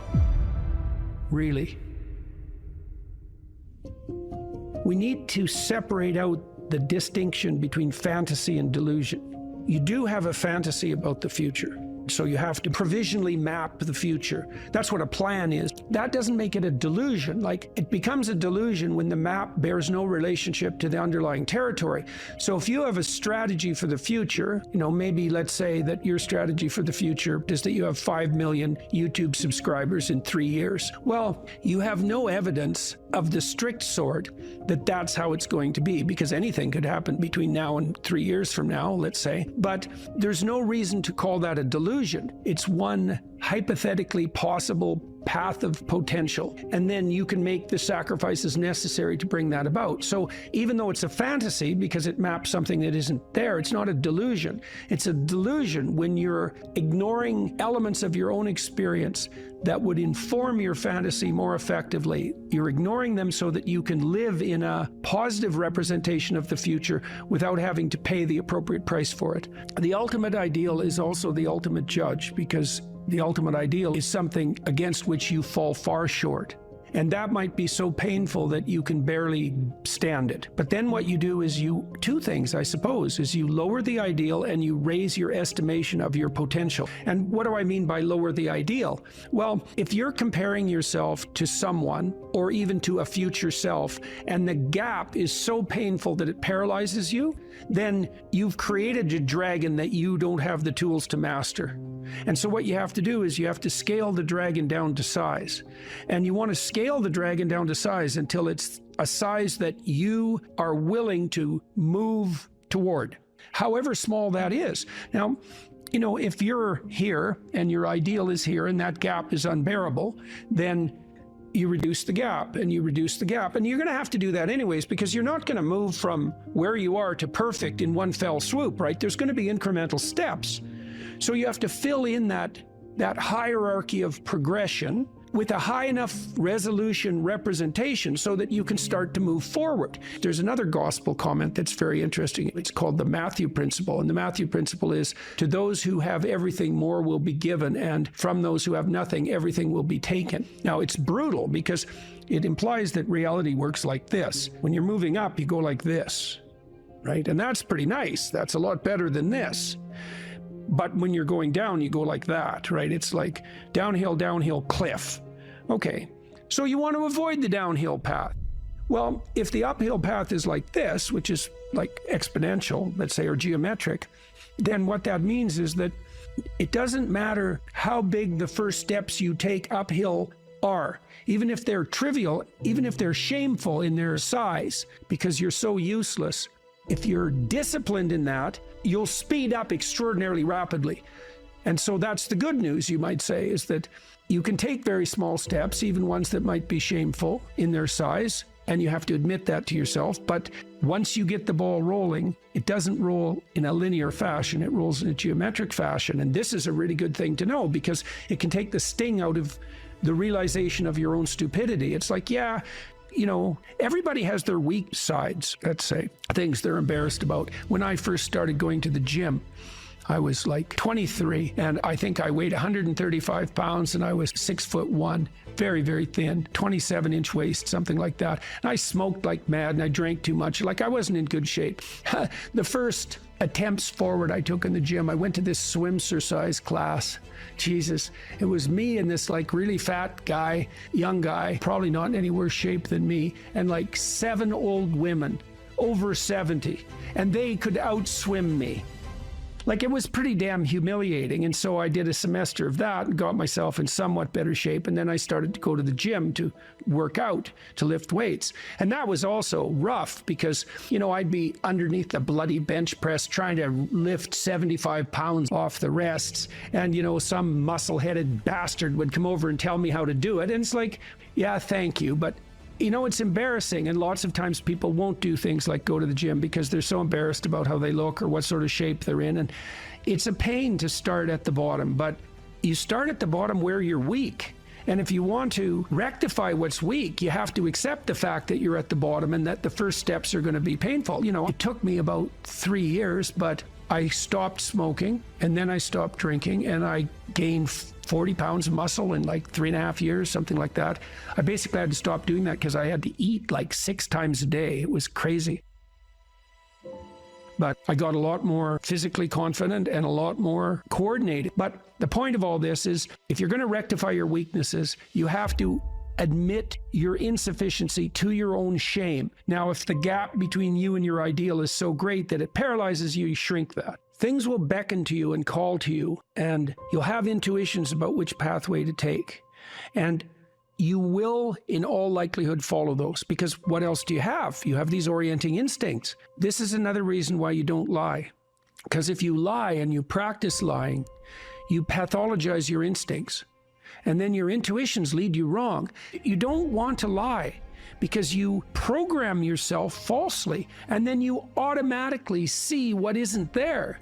And then, of course, the world will slap you in the face continually, and you'll think, oh my God, the world's such a pathological place. When the truth of the matter is that, no, you just keep running into things that you refuse to see. And then you think, well, the world's made of nothing but obstacles. It's like, well, you put the obstacles in your own path, and you did that by developing these complex, self-serving delusions, a story that you tell other people about who you are that isn't true.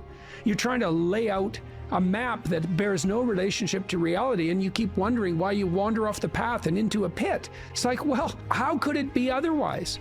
People have commented to me many times about my bravery, and I don't like that. It's not right. I'm afraid of different things than the typical person. Maybe that's a good way of thinking about it. I'm way more afraid of the consequences of saying something that's false or wandering off the appropriate path than I am of whatever consequences might come for saying what I believe and doing what I believe to be the case. I'm way more afraid of that. You know, I've been reading the Gospel of St. Matthew. I'm writing a book at the moment called We Who Wrestle with God, and one of the things Christ says to people continually is to not damage their vision, is to not put, that's the best way of putting it, don't occlude your eye. You can see what's in front of you if you're willing to see it. And if you're willing to see it, many of the terrible obstacles in life you can just walk around. But if you blind yourself purposefully to follow your own narrow, self-serving delusion, you're going to run into terrible things and terrible people and the terrible part of your own soul all the time. That's what you should be afraid of. You can't be isolated, alone, without responsibility and pursuing your hedonistic nonsense and not be insane and miserable. Those are all the same thing, right?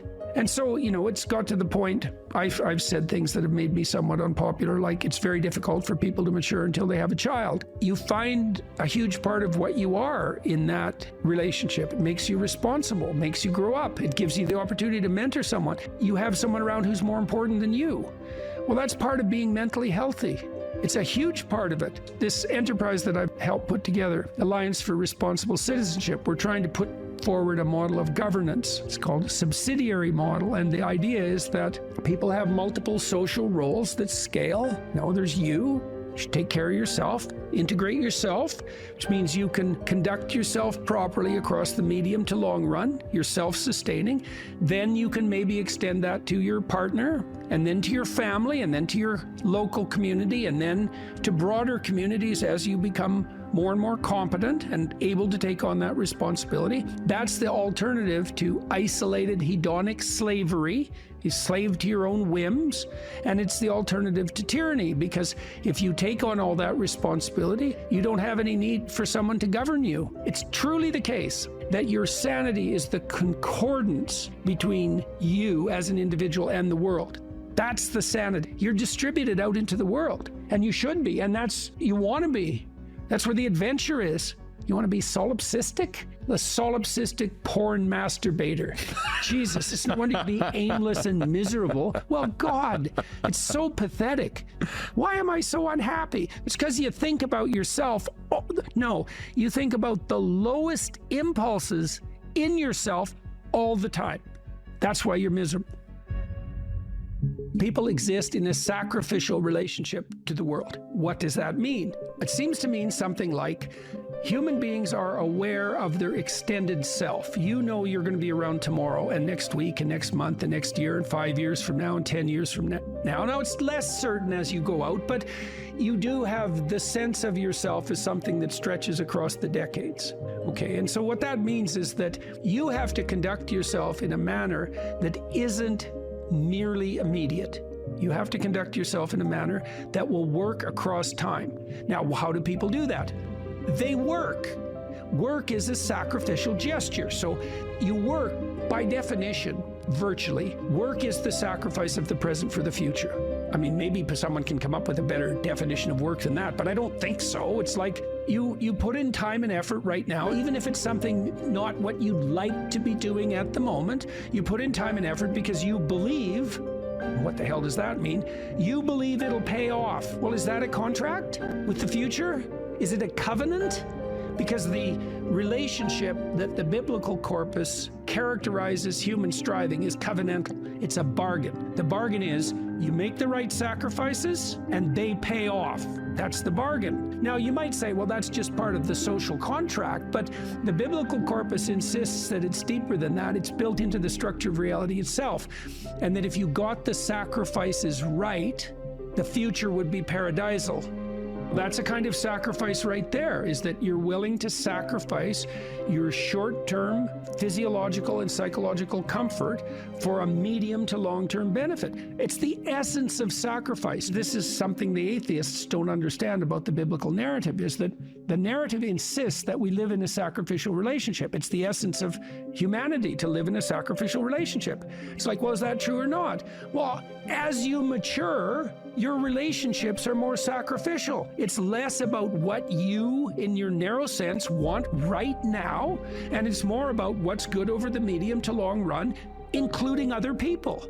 Well, that's a sacrificial relationship. Now, the covenant, and this is a matter of faith. It's the matter of the deepest faith. Are you willing to act out the proposition that the way to make the world reveal its will suffice? There's technically two different forms of reward. There's consummatory reward. That's what an orgasm is. It's consummatory reward. It brings the behavioral and perceptual sequence to a halt. It ends it, right? At the climax, it ends it. But then it's over. That journey is over, right? Then there's the dopaminergic reward, and dopaminergic reward is evidence of advancement towards a goal, right?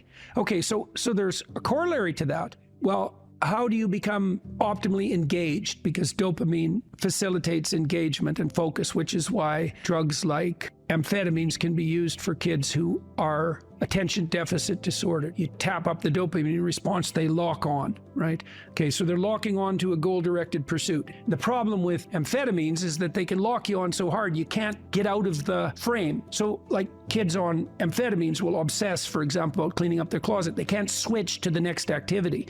Okay, dopaminergic reward is reward that's accrued in relationship to a goal. Okay, so what's an implication of that? Well, pursue the highest possible goal. Well, why? Because the kick from advancement is higher. Now, you have to balance that. It can't be, you have to advance, right? Because imagine the reward's got two components. Number one is you're moving towards something valuable. Okay, so you want it to be as valuable as possible. Okay, but you have to be moving. You need something extremely valuable that you can move towards. Okay, so part of the reason that you establish a relationship with God, let's say, is because that's what sets the upper bound to your vision. It's like, I want things to be the best they could be. That's a vision of paradise.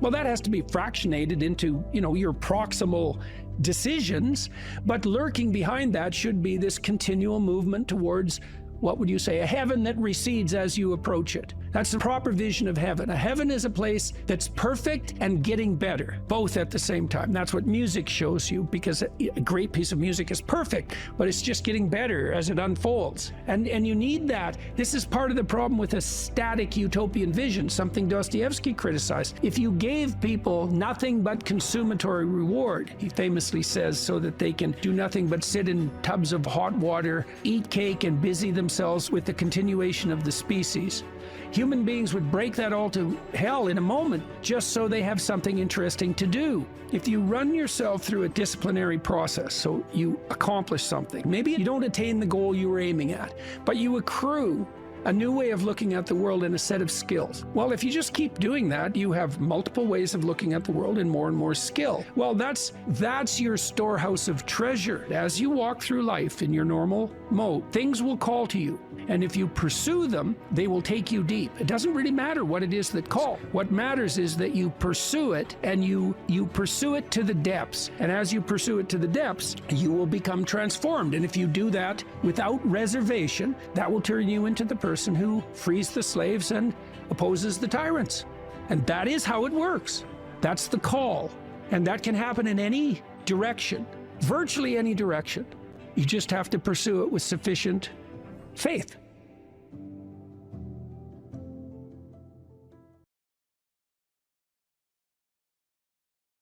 So I was talking to a client the other day.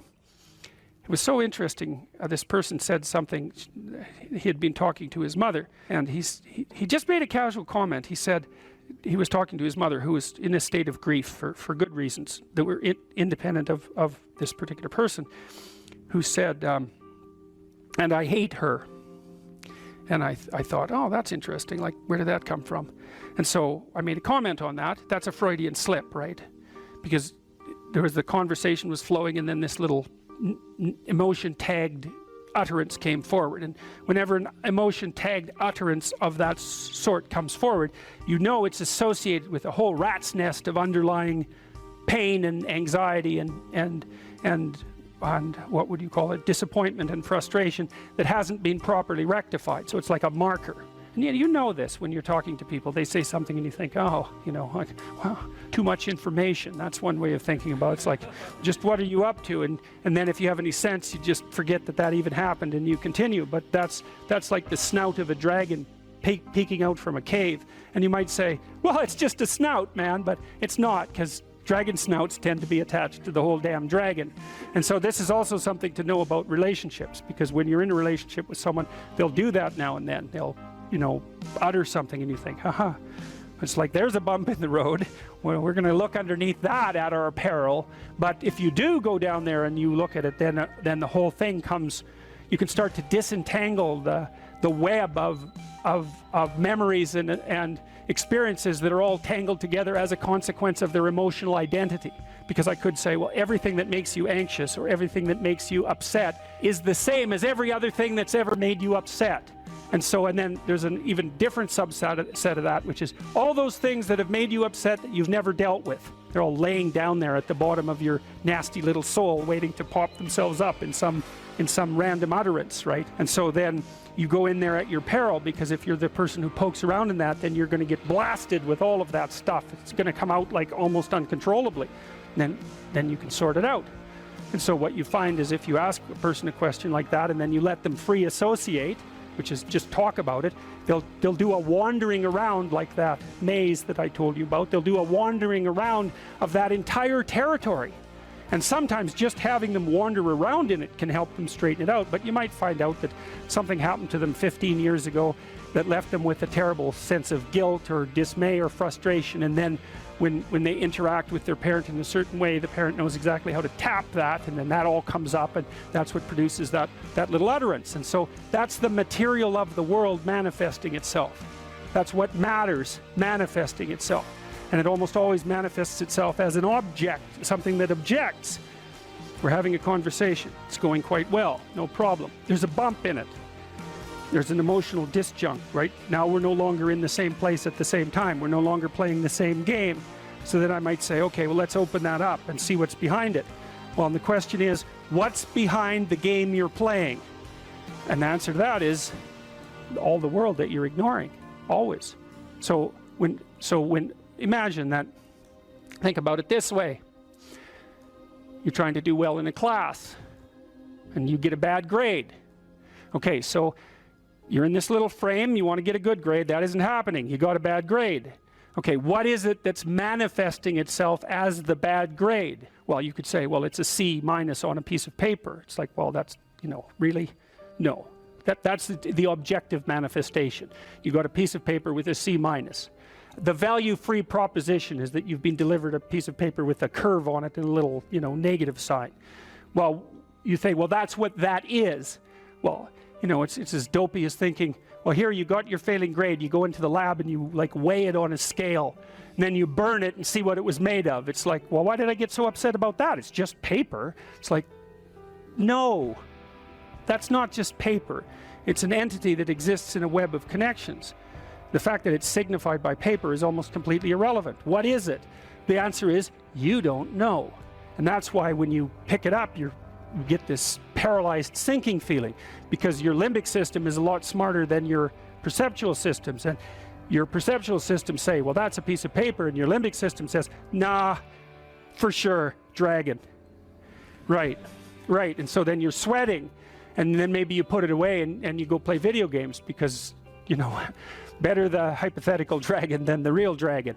And so instead you pull out the piece of paper maybe and you think, okay, why did I get this C-? Well, that's a hell of a question, isn't it? It's like, maybe you're stupid. Well, that could be, or at least stupid compared to who you think you are. Like that's the real horror that's lurking there, right? It's like, oh, I thought I was kind of smart.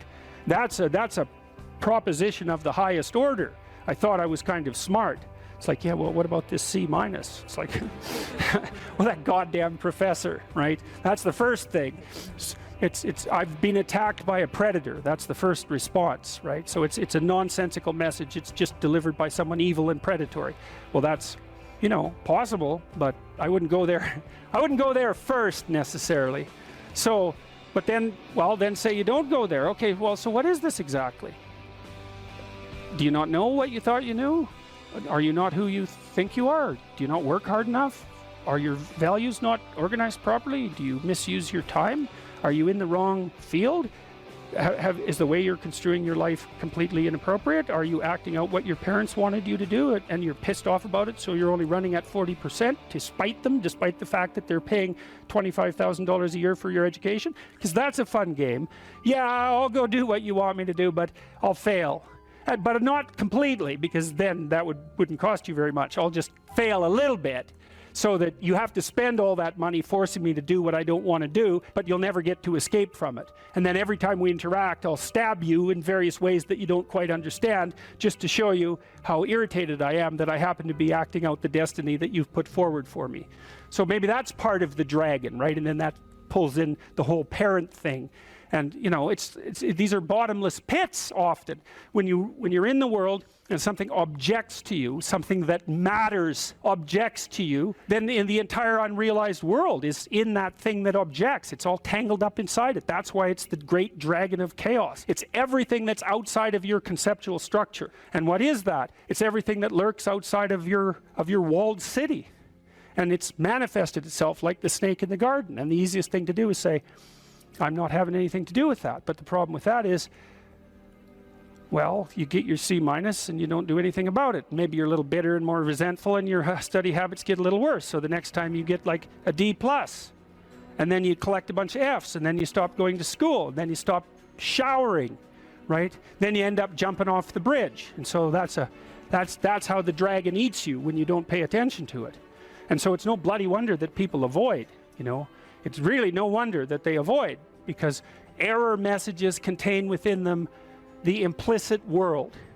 Now, the upside of that is, well, they contain within them the implicit world. And the world isn't all negative. And so maybe you get your C-, and that's actually the best gift you ever got, because somebody finally took you and went, whack, you know, clue in. And so you take that apart and you think, oh, I don't know how to write. I don't know how to think. I've never read anything in my life. My study habits are abysmal, you know, like maybe I'm working at 2% efficiency, which is probably, I would suspect that, you know, some of you aren't doing that, but I bet there's 30 to 50% of the people in the room are working at 2% efficiency. It's like, to find that out is so optimistic. I mean, if you're barely hanging in there, but you're only working at 2%, you might imagine what you could have as a life if you're working at like 50%. So the C- can be the best gift you ever had, and that's the gold that the dragon hoards, right? That's exactly what that means. This is one of the great stories of mankind, and this isn't the only variant of this story. There's many variants of it, but this variant is useful for our purposes. That's a story I stumbled across a long time ago. I'm going to tell you the second story first because I don't have the energy to tell you the first story. So this is a story that the ancient Egyptians predicated their society on. And to understand this story, the first thing you have to know is what the characters were. And these characters were gods. There's 4 of them. Although the Egyptians had far more than 4 gods. You might think of these as the central gods. And you might think, what is a central god? And then you might think, well, imagine that the gods compete for dominance across time in people's imaginations. And some gods win. And they occupy the primary position of dominance in the hierarchy, in the dominance hierarchy of gods. And those are ideals. And ideals compete across time for dominance. And they're embodied. And so when diverse tribal people come together, they throw all their gods into the ring and they fight across time, and something emerges as a victor. And that's the emergence of monotheism out of polytheism. And it parallels the development of a unified morality within each of us as we develop across time. And the God that emerges as dominant across time bears a substantial resemblance. Imagine you have a set of gods in this locale that are competing across time, and something emerges as dominant. And then over here you have another set of gods that compete across time for dominance, and something emerges. You'll see major commonalities across the 2 things that emerge. And the reason for that is because the process of emergence that gives rise to both of them is similar in both situations. And that's part of what accounts for the cross-cultural similarity of high-order religious ideas. All right, anyways, you need to know the characters. Osiris. Osiris is the old king. He's Dumbledore for all intents and purposes. He's the old king. He's the spirit that established the Egyptian state when he was young. He was a great hero, but now he's old. And he's archaic, and he's willfully blind. That's Osiris. He has a brother, Seth. Seth is Set, and Set is Satan, because the word Satan comes from the word Seth and Set via the Coptic Christians. So he's a precursor to the Western idea of Satan. You have Isis. Isis is queen of the underworld, and Isis was the goddess of a religious structure that prevailed across thousands and thousands of years. Isis. And you have Horus. Horus is a falcon, and the Egyptian eye. Everyone knows that eye, right? The eye with the open pupil. That's Horus. And Horus is a falcon because falcons can see way better. They can see better than us. They can see better than anything else except for perhaps eagles. And they fly above everything. Zazu in Lion King is Horus, right? And Mufasa is Osiris. And Scar is Seth. And there's no specific representation of Isis, but the closest there is in that story is probably the Queen of the Hyenas that's played by, who's the actress? Yes, Whoopi Goldberg. That's right. Because she's like the queen of the underworld, right? She's the queen of the hyenas that live out among the death. But, okay, anyways. Seth, Osiris, Seth, Isis, and Horus.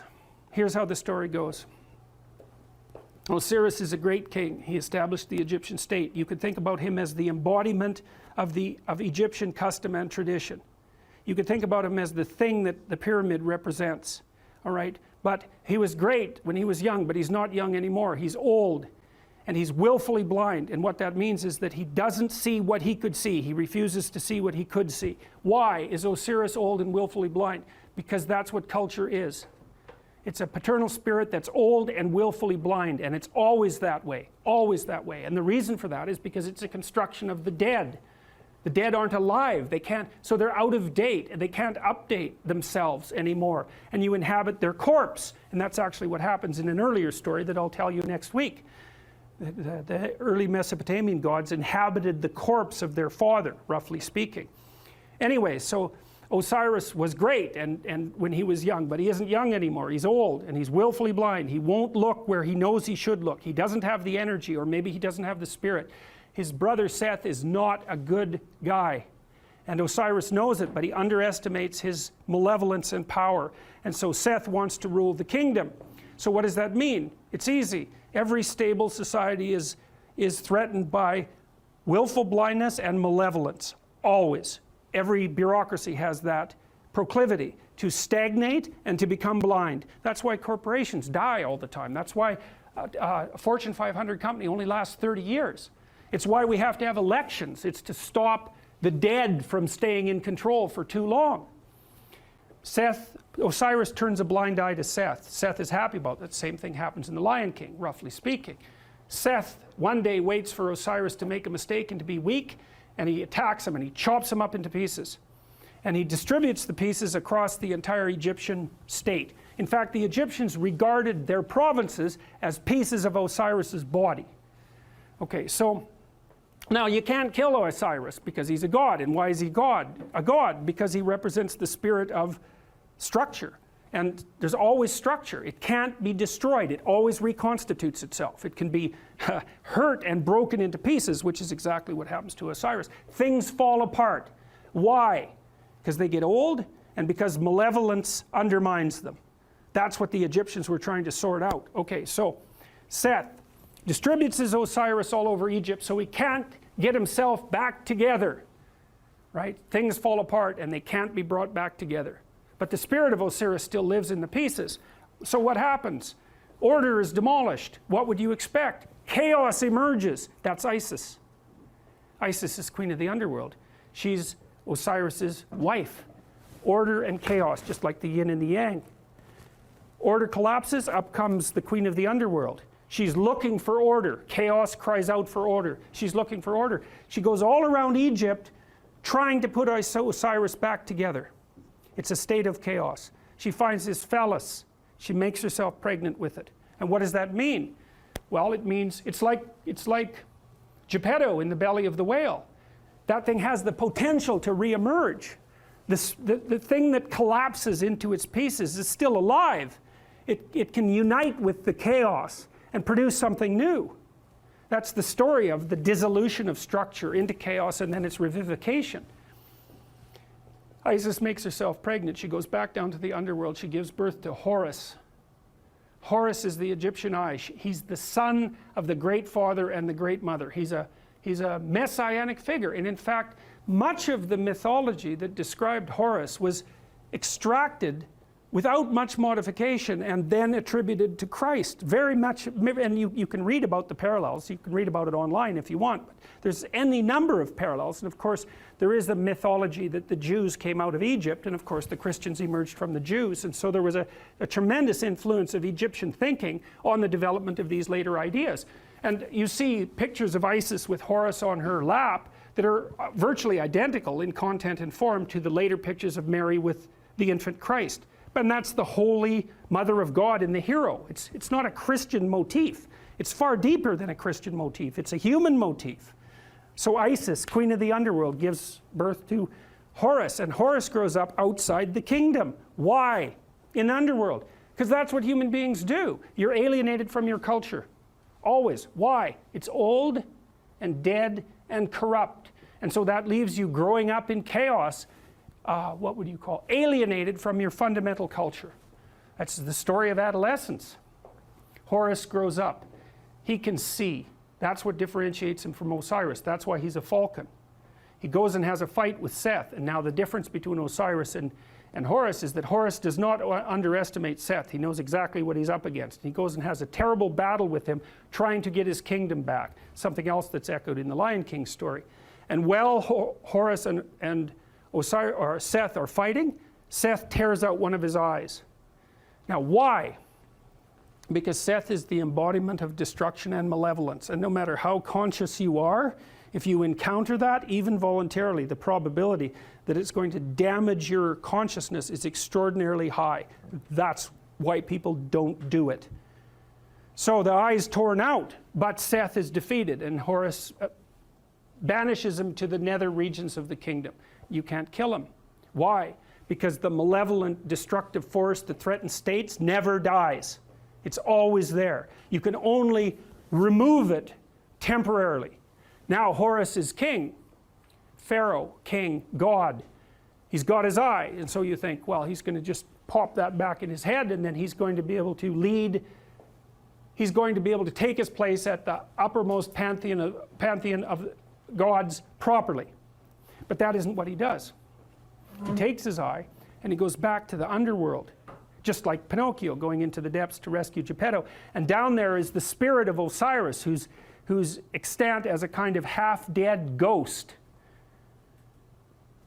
And he gives Osiris his eye. Now Osiris can see. So what does that mean? You go down into the chaotic, when threatened by malevolence, even to the point of damage to your consciousness. You go down into the chaos and you find the dead spirit of your tradition and you give it vision. And so, provided with vision, Osiris regenerates, and then Osiris and Horus go back up to the world, linked together and rule jointly. And the Egyptians believed that the Pharaoh, who had an immortal spirit, was the embodiment of the conjunction of Horus and Osiris. And that's what gave him sovereignty. And so you think about how brilliant that is. The Egyptians are trying to puzzle out who should lead, who should be Pharaoh, and what do you have to be if you're going to be Pharaoh in order for things to work. You have to be awake to malevolence and chaos, and you have to embody your tradition. And that puts you at the highest pinnacle of the dominant structure. And that's the same as, it's the same thing. It's the same thing as the battle between the gods across centuries or eons and the emergence of the highest possible moral virtue as a consequence of that competition. It's the eye on the top of the pyramid, right? It's, you know, in the Washington Monument, there's a cap on the Washington Monument. The top of the Washington Monument is a pyramid. At the top of the pyramid is a cap. It's made out of aluminum. And the reason it's made out of aluminum is because when they made the Washington Monument, it was the most valuable metal known. And so what does it mean? It means there's a pyramid and there's something at the top of it. But the thing that's at the top of the pyramid isn't the same as the rest of the pyramid. That's the thing. The pyramid exists. There's a dominance hierarchy. Something climbs up to the top, but it's not just at the top of one pyramid. It's at the top of all of them. The thing that rises to the top of any given pyramid is the same thing that can dominate all pyramids.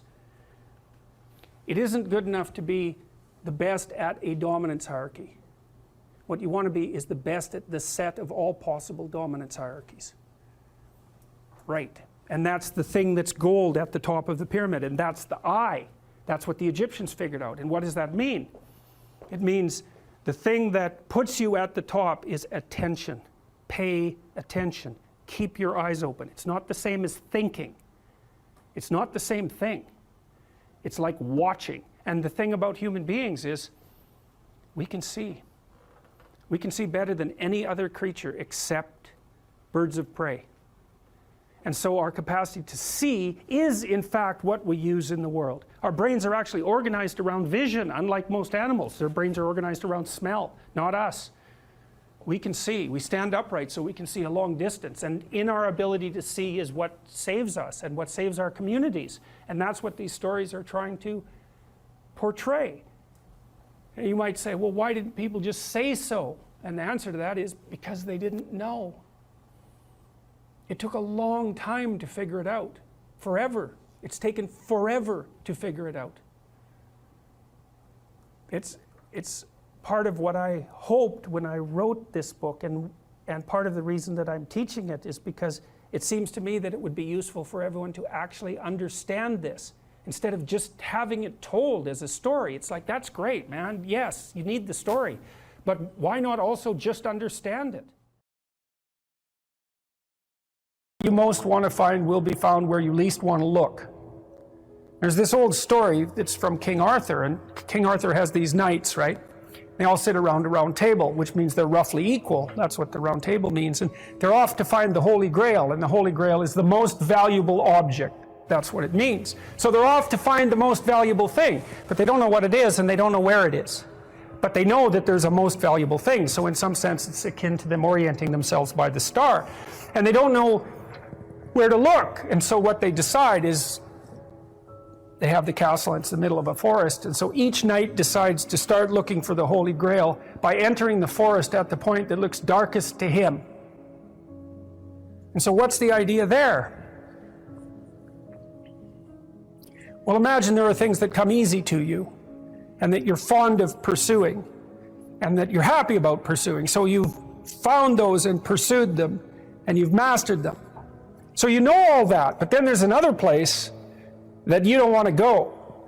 And so you haven't gone there, and you haven't mastered it, and you're very small in comparison to it because you haven't mastered it. And so it has this monstrous aspect.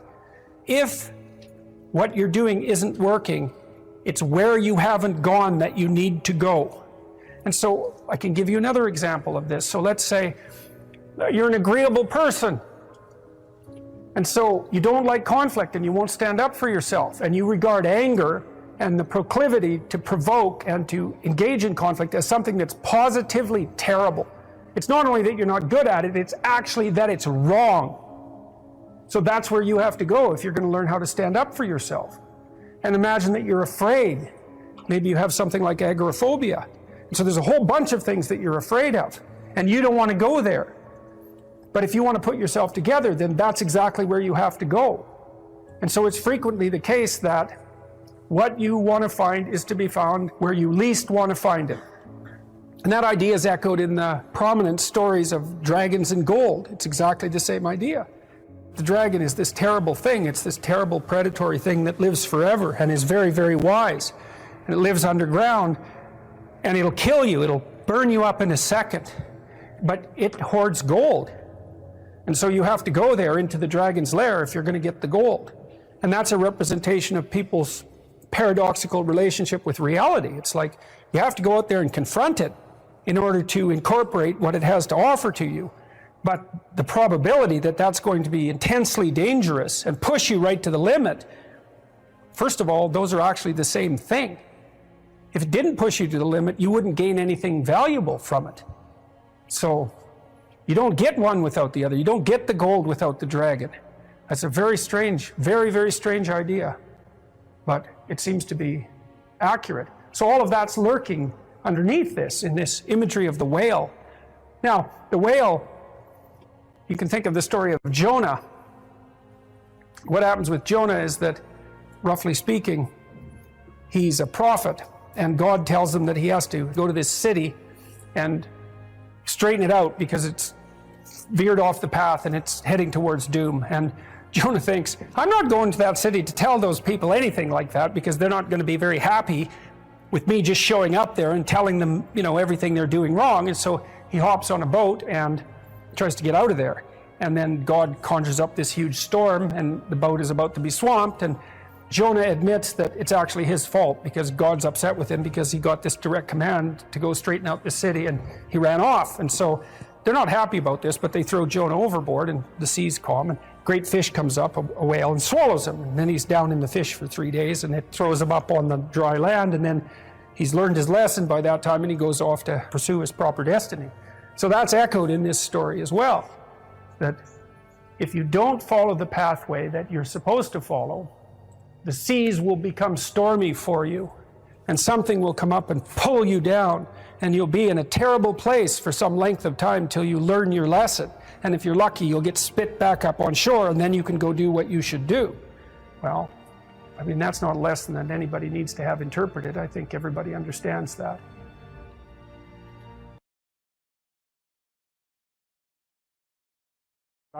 I wouldn't consider myself either naive or particularly optimistic person. I don't think I'm either of those. But this is actually an idea, this is one of the only ideas that I've ever found that I really believe to be rock solid. I actually think that it's true. And it's very optimistic because it says you can use your sense of meaning to calibrate your progress through life. But there's rules. You have to aim at the highest possible good that you can conceive. Now, and that's subject to update, because what the hell do you know? But you start by aiming at the star you can see rather than the dimmer one that you can't yet perceive. And then you decide that you're going to do that honestly, right? That's a big decision. So the first decision, I think, in some sense, is a decision of love. You're going to decide that being is worthwhile and that you're going to work for its betterment. And that's a decision that's based on love. And the second decision is based on truth. Having made that decision, you're going to play a straight game. Having made those two decisions, I think that you can allow your sense of meaning to calibrate your pathway. And then what's so interesting is that you hit a state that's as close to paradisal as you're going to hit right away, because being engaged like that, it's better to be engaged in the solution of a complex problem than not to have a problem at all. And that's no different than saying it's better for there to be being than non-being, because being is a problem.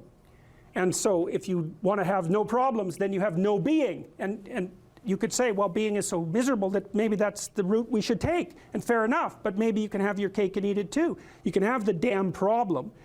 It can be a problem worth solving, and you can be so engaged in solving the problem that it justifies the fact that the problem exists.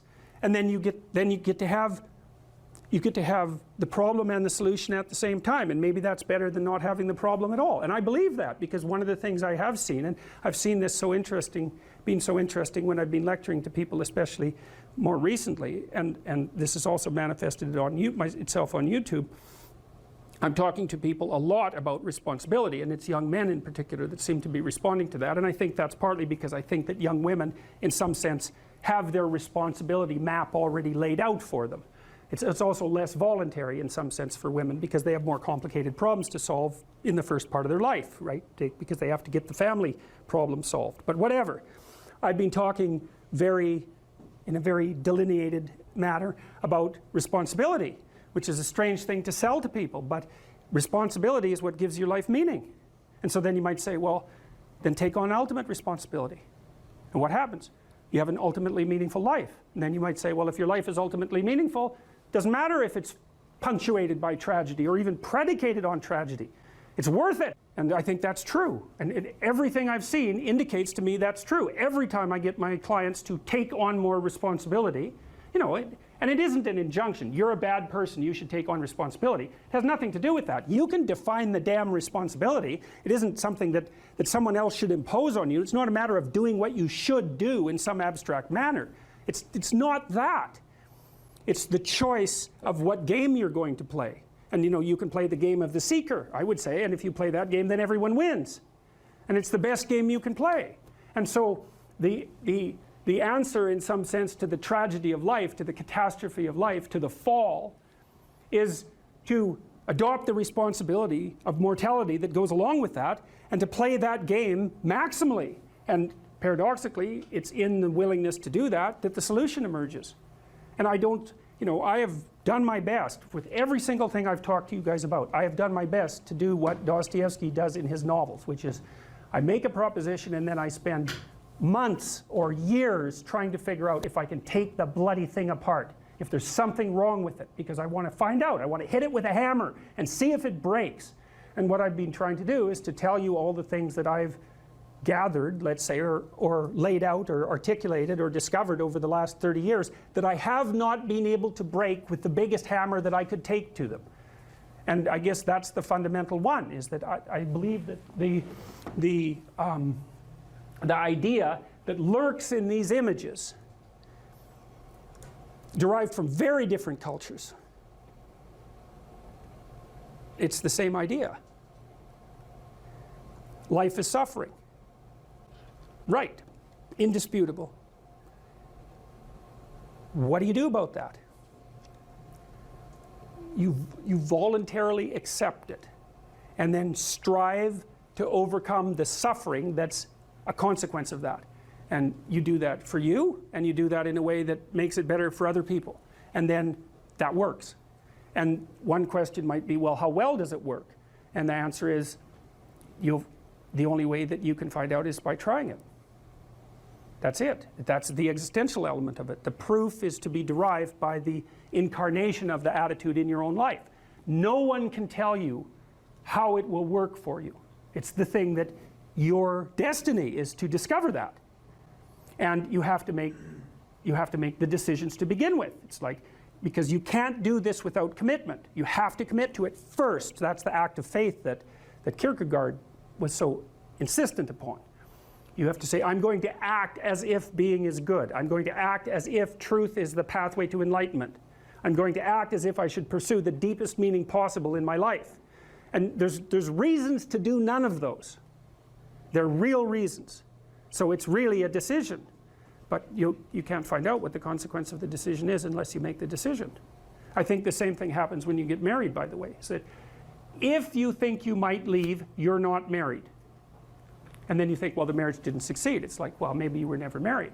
Because the rule is, you don't get to leave. And there's a reason for that rule. Now, I'm not saying that there aren't situations where there should be exceptions made for that. That's not the point. The point is that there's some games you don't get to play unless you're all in. And the other thing that's so interesting about being alive is that you're all in.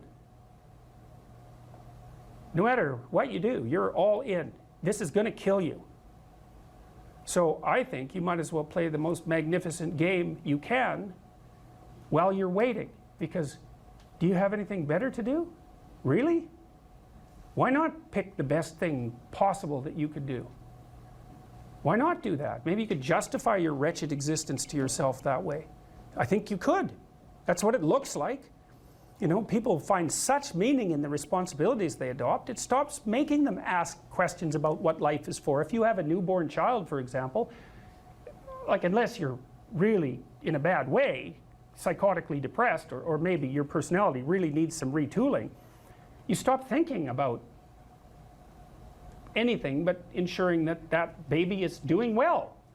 And if someone comes along and asks you an existential question about your commitment to that, the right response is, why are you asking me such stupid questions when this is manifesting itself right in front of your eyes? Like, how blind can you be? That isn't a time for questions about the meaning of life. The answer is right in front of you.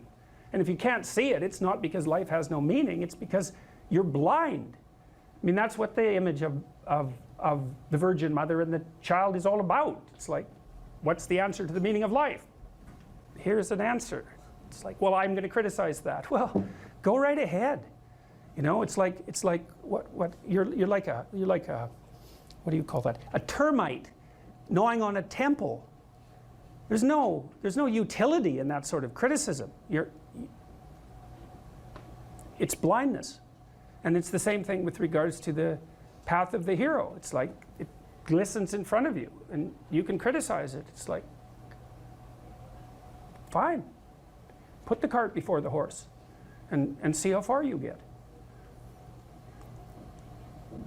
So I thought, to bring full closure to the class, I was trying to solve this terrible puzzle that confronted me and many other people about how it was that human beings got themselves in such a tangle about what they believed. Such a tangle that we were pointing the ultimate weapons of destruction at one another, which, by the way, we are still doing. And I thought, okay, well, I understand that. We need our belief systems. They orient us. And that means there will be conflict between belief systems, and that can be a catastrophe. And that's being played out everywhere, again, in very many ways. What's the solution to that? Well, one possibility is there's no solution. It's just mayhem all the way around. Could be the case. But it seemed to me, as I delved into it, that the proper solution to that was to live properly as an individual. Because you're more powerful than you think. Way more powerful than you think. I mean, God only knows what you are in the final analysis. You're blind to your own weaknesses, but you're also blind to your own strengths. And so then I think, well, if you got your act together, it'd be better for you, and instantly it would be better for your family, assuming they wanted you to get your act together, and not everyone does, but, and then it would be better for the community. It's like, how far could you take that? If you stopped wasting time, and if you stopped lying, and if you oriented yourself to the highest possible good that you could conceive of, and you committed to that, how much good could you do? Well, I would say, why don't you find out? So that's what I think you should do. You should find out. You don't have anything better to do, and there's nothing in it, as far as I've been able to tell, there's nothing in it but good. So maybe you could sort yourself out so that you wanted nothing but the good, and then maybe you could help make that manifest in the world, and maybe we wouldn't have all these terrible problems then. At least we'd have fewer of them, and that would be a start. So it's the answer to the problem of humanity is the integrity of the individual. That's the answer. So, and states that are predicated on that realization are healthy. So, and states that aren't are doomed to stagnation and catastrophic collapse. And personalities that are predicated on self-tyranny and the tyranny of others are doomed to collapse. So, and then you think, well, what's the barrier? And the barrier is, are you willing to accept the responsibility? And part of the answer to that is, reduce the damn responsibility until it's tolerable. You don't have to fix everything at once. You could just start by fixing the things that you could fix. Or you could even do it more. You could do it with even less self-sacrifice. You could start by fixing only the things that you want to fix. God, you can get a massive way that way. So do it. See what happens. That's what you should have been taught in university right from the beginning. It's like, aim at the highest good. Tool yourself into something that can attain it. And go out there and manifest it in the world. And everything that comes your way will be a blessing. And so all you have to do is give up your resentment and your hatred. I know that's a hard thing to give up because you have plenty of reason for it. That's probably a good place to stop. So it was a pleasure.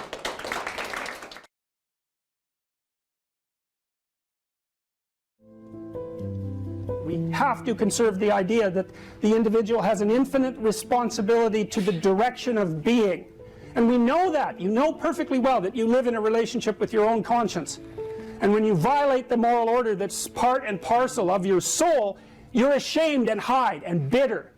And then you get angry. You can't show your face to other people. You can't even look at yourself in the mirror. And you know perfectly well that's true, even though you may not know what to do about it or how to get out of it.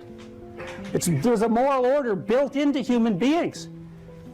If there wasn't, there's no way we could even communicate with one another because there'd be no rules of communication. There'd be nothing that we mutually wanted or expected from each other. You know, one of the things I've figured out is that we're all appalled when we run into another person who is not yet the Redeemer.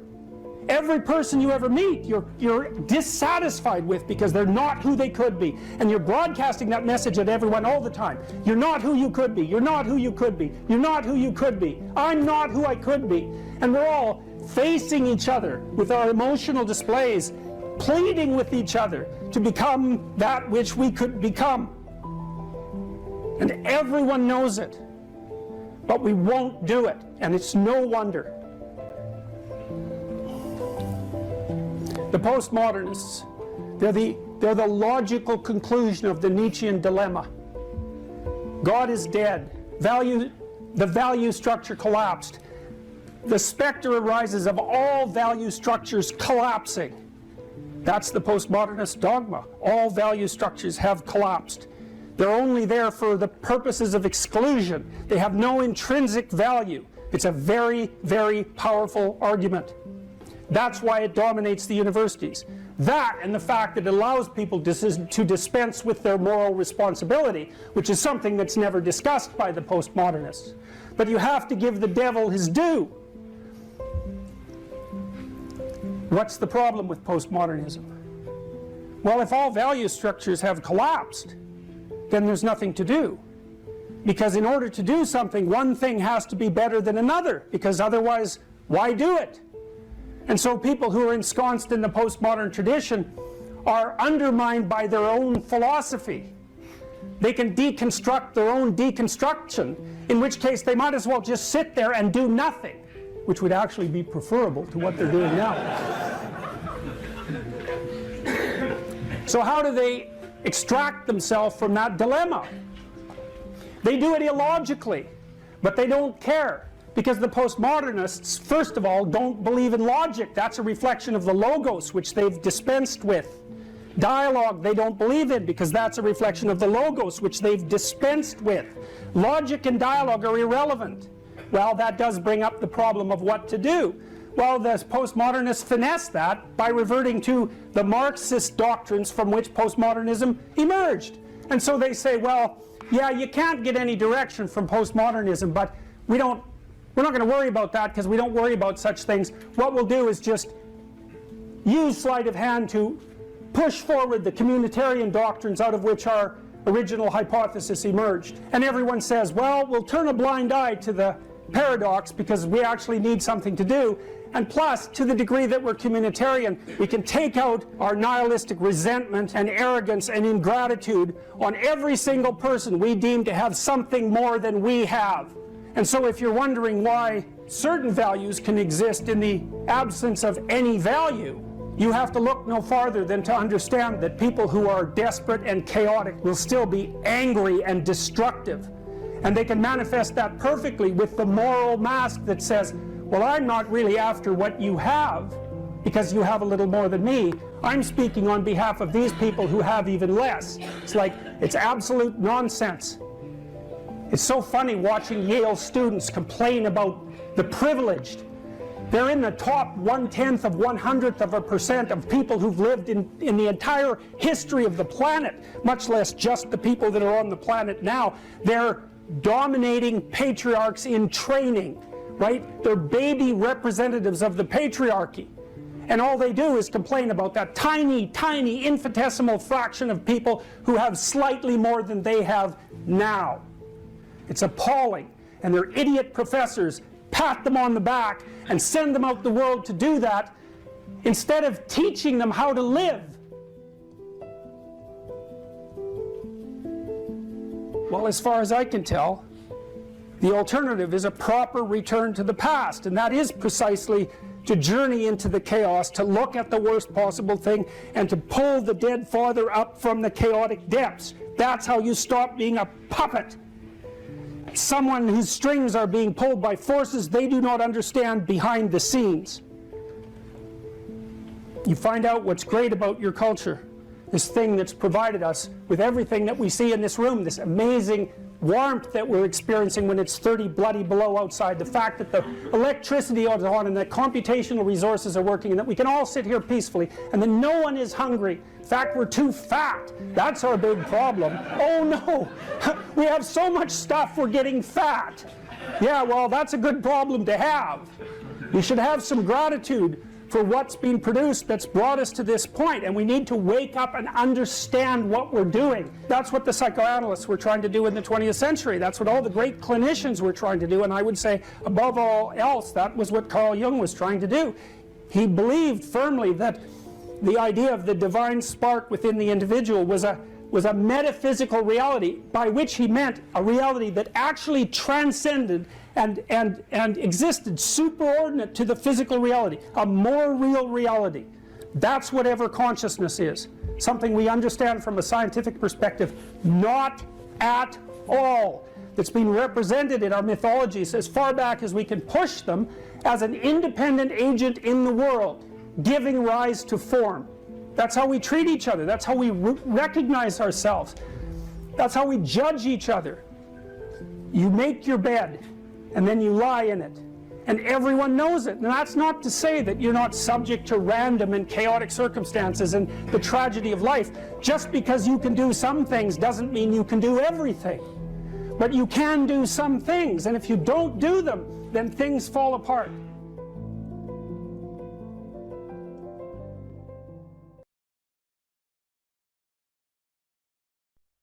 What has been your experience with dealing with these men who have these nice guy tendencies, who can't stand up for themselves, who their moms raised them to be this type of anti-man?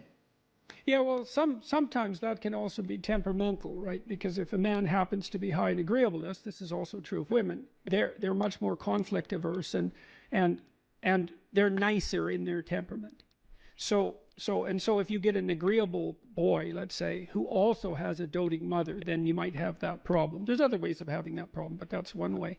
Well, when I saw people like that in therapy, they were often resentful and angry and passive aggressive and getting in their own way, often to spite, whoever was doting on them, let's say.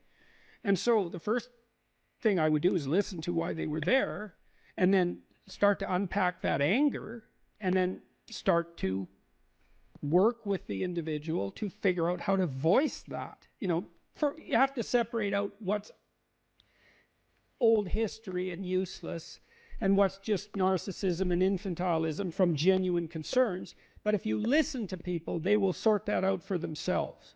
That's one of the cool things about being a therapist, is if you listen, that happens more or less by itself. And then as a behavioral psychologist, maybe someone like that would need a raise, but would be afraid to ask their boss. Well, we just practice that. It's like, okay, well, first of all, why should your boss give you a raise? Like, there might be good reasons. He doesn't want to lose you because you're a good worker. Well, are you a good worker? And if you weren't, well, we'd solve that problem.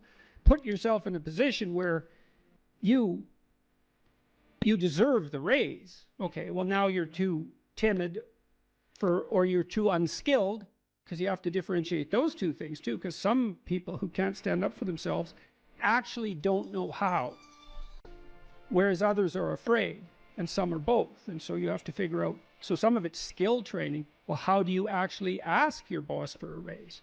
Well, you tell the truth. That's the best way. You say, look, here's what I'm doing. Here's why it's really useful for you. It looks like I'm somewhat underpaid in this role. That's demotivating me, possibly. I also have other options. I think I need, 15% more, and I'm interested in moving up, and here's what I'll do for you if you do that. And so, think about it. And then if your boss doesn't do that, and all that's true, well, then you should be assertive enough to find another job. Or maybe you look for another job before you even ask for the raise. Put your CV together, right? Update it so you're not afraid to look for another job. All this is strategic thinking. That was another thing that was really fun about clinical work. Most of my clients, they doubled or tripled their salaries within 3 or 4 years. Oh, wow. They worked at it. This wasn't nothing. This was major league strategic planning. And that was true for women and men, and that's very fun to watch that happen. Think clearly about it, right? And get your act together, and you got to see what's getting in your way. So maybe you're afraid to ask your boss for a raise because if he says no, you'd have to look for a job, and you don't have your resume or CV updated. And the reason you don't have it updated is because you're embarrassed about the lacks in it, and you don't want to face the lacks because then you'd have to see how you didn't get educated properly because you were useless, and you'd have to take steps to rectify that. And it's a real mess down there, right? Yeah. The reasons you're not asking. So we'd lay that all out and then say, well, you're embarrassed about your resume. Well, update it and let's take a look at it. Okay, well, here's some holes and they're not good. What could you do to fix those? And then you break it down into small steps, right? Implementable steps. That's very practical. So that's a good thing to know. If you have your sights set on a goal, you'll move towards it if you break the steps down small enough so that even someone as useless as you will do it. And that also requires a fair bit of humility, because what you might find, especially if you're avoiding something, is that the step you are actually willing to take is so small that you're embarrassed to admit it to yourself, so you won't take any steps at all. Well, that's completely counterproductive. And the reason that's not proper thinking, let's say, or productive thinking, is that, well, small steps get bigger real fast. And it doesn't matter where you start. If you're doubling your utility every, few weeks, who cares where you start? It starts to take off real quick. So you don't want to be embarrassed. You don't want to be so embarrassed by where you are that it stops you from becoming who you could be. And that's tough. It can be that's real tough. I'm not making light of that. I see exactly why people avoid, but it's not a good solution.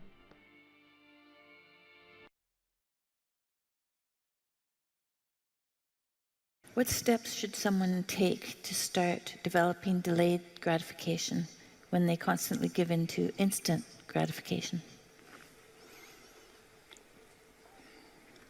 Well, okay, imagine, I know the answer to this to some real degree because I had graduate students in particular who I picked because they were very smart and often very creative, but sometimes they weren't very conscientious. So they had a hard time delaying gratification.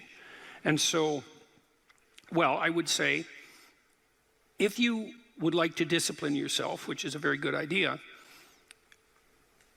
you need to pick a direction. Pick a direction you want to go first. Pick a goal you would like to attain. And a medium to long-term goal. You might imagine something you need and want, some attainment that would motivate, whose pursuit would motivate you. And you can ask yourself that. It's a good question to ask yourself in general, you know. This is a very good question to ask yourself is, if you could have what you needed and wanted, what would that be? And that's a meditative question. You don't want to force an answer out of yourself. You want to ask yourself that like you would ask someone else. If I could have what I wanted, what would that look like? And you can ask yourself that in a more differentiated way. If I could have the relationship that I needed and wanted, if I could have the friendships, if I could have the job or career, if I could have the educational pathway, if I could adopt civic responsibility in an optimized manner, if I could engage in some creative enterprise, if I took care of myself properly, if I regulated my susceptibility to temptations, what would that look like if it was optimized? And then that sets you up a goal that has some motivational force. This is worth doing. And then you might find, well, you don't do it anyways. And then I would say, well, that's because you're biting off more than you can chew. The next goal is to take your goal and to fragment it into micro goals until you find a micro goal that's small enough that it still presents some challenge that you will do. And so I've become, one of the things I'm known for, I suppose, is my advice to people to clean up their rooms. And the people who think I'm their enemy laugh about that rule because of its simplicity, let's say. But the only reason they think it's simple is because they've never tried it. It's actually extremely difficult. And it was very frequently the case that, well, it's very difficult to put your room, your office, your bedroom in order. I mean, you think about your bedroom, hypothetically, let's say you're married, you share that room with someone else. Is your bedroom in order? Really? And I don't just mean, you know, is it neat? Maybe it's too neat. Maybe it's too orderly. Maybe it's too sterile. Maybe it's too bare. Maybe that characterizes your whole bloody relationship. Maybe, really? And maybe that is genuinely reflected in the state of your room, because it's very probable that that room is a microcosm of your marriage. It's highly probable. And so what that would mean is to organize that room would require the organization of your marital life, not least because if you want to put that room in order, you're going to have to negotiate with your wife about how that's going to be done. And while you're making that negotiation, even in relationship to the micro details, you're going to encounter almost everything that's wrong with your relationship. And so, you know, you might ask yourself when you walk into your bedroom, I hate this bedroom. It's like, you should really think that through. And then you need to think through what you would need to do so that you love that room, or even more complexly, so that you both loved it. Because that's a tough thing to attain, boy. Because you're going to have differences in taste, you're going to have differences in orderliness. There's all sorts of things that you're going to have to negotiate in order to make that room you both inhabit jointly desirable. Anyways, you set yourself a goal, ask yourself what goal you want to set, and then break the goal down into steps that are small enough so that even someone as pathetic as you could manage them. And that requires a tremendous humility. I know it was frequently the case, for example, with my clients, that I would do an analysis of their situation in life, and let's say, just for the sake of argument, that someone was 30, living at home, in the bedroom they grew up in high school, in a complete bloody state of disorder, both moral and practical. And one of the relatively simple steps that we might agree upon with regards to moving forward is the person might think, well, you know, I'm 30, I'm really immature, I haven't taken any responsibility for my life, my mother still makes my bed and cleans up after me. It's like, well, why don't you just start with that? You know, because you're not going to just fix your life. Why don't you just try to clean up your room like you're a mature 14-year-old instead of a dreadfully dismal 30-year-old. And so, first of all, it's really hard for someone, even if they're desperate, to admit that that's necessary, right? Because it's so bloody humiliating. I mean, really, I'm so damn useless that my basic goal is going to be to clean up my bedroom. It's like, well, looks like it. And actually, it's worse than that, because then you ask the person, you negotiate with the person, they say, well, I'll try to clean up my room. Then they come back the next week and they say, I had one client, this was so funny, he's going to vacuum his rug. That was his goal for the week. He just had a child out of wedlock, and he was afraid that he was going to be a very bad father, which was a very realistic fear. And so he wanted to put himself together, you know, and so that's why he came to see me. And he lived in this squalor, and one thing we decided to do was that he could vacuum the rug, which he hadn't done for like 12 years because his mother would do it. And so it was so funny, it's so unbelievably comical. He went and got the vacuum, a stand-up vacuum, an upright vacuum, and he brought it into his room, but he didn't bring it all the way in. He put it in the doorway, leaning like this across the doorway. And then instead of vacuuming his room, he stepped over that bloody vacuum cleaner for a whole week and then came and told me that he couldn't do it. It's like, it's not surprising to me at all, because you think, well, that's such a trivial thing. It's like, if it was such a trivial thing, he'd have a clean room. It's not trivial at all. That chaos in his immediate environment was deeply emblematic of the chaos of his life. They were the same thing. And so for him to even begin the process of bringing order to chaos, which is a divine process, by the way, and the highest moral requirement, he had to be willing to face the catastrophe, the chaotic catastrophe of his life. And he hadn't done that for like 30 years. Why was he going to start that week? Just because he said he was going to? It's like, good luck. So what you do as a therapist in that situation is you just make the task smaller until you find a task so small, but still moving forward, that the person will do. So I might have said, I don't remember the particulars of the situation, I might have said, well, do you think you can get that vacuum cleaner, do you think you could move it out of the doorway into your room?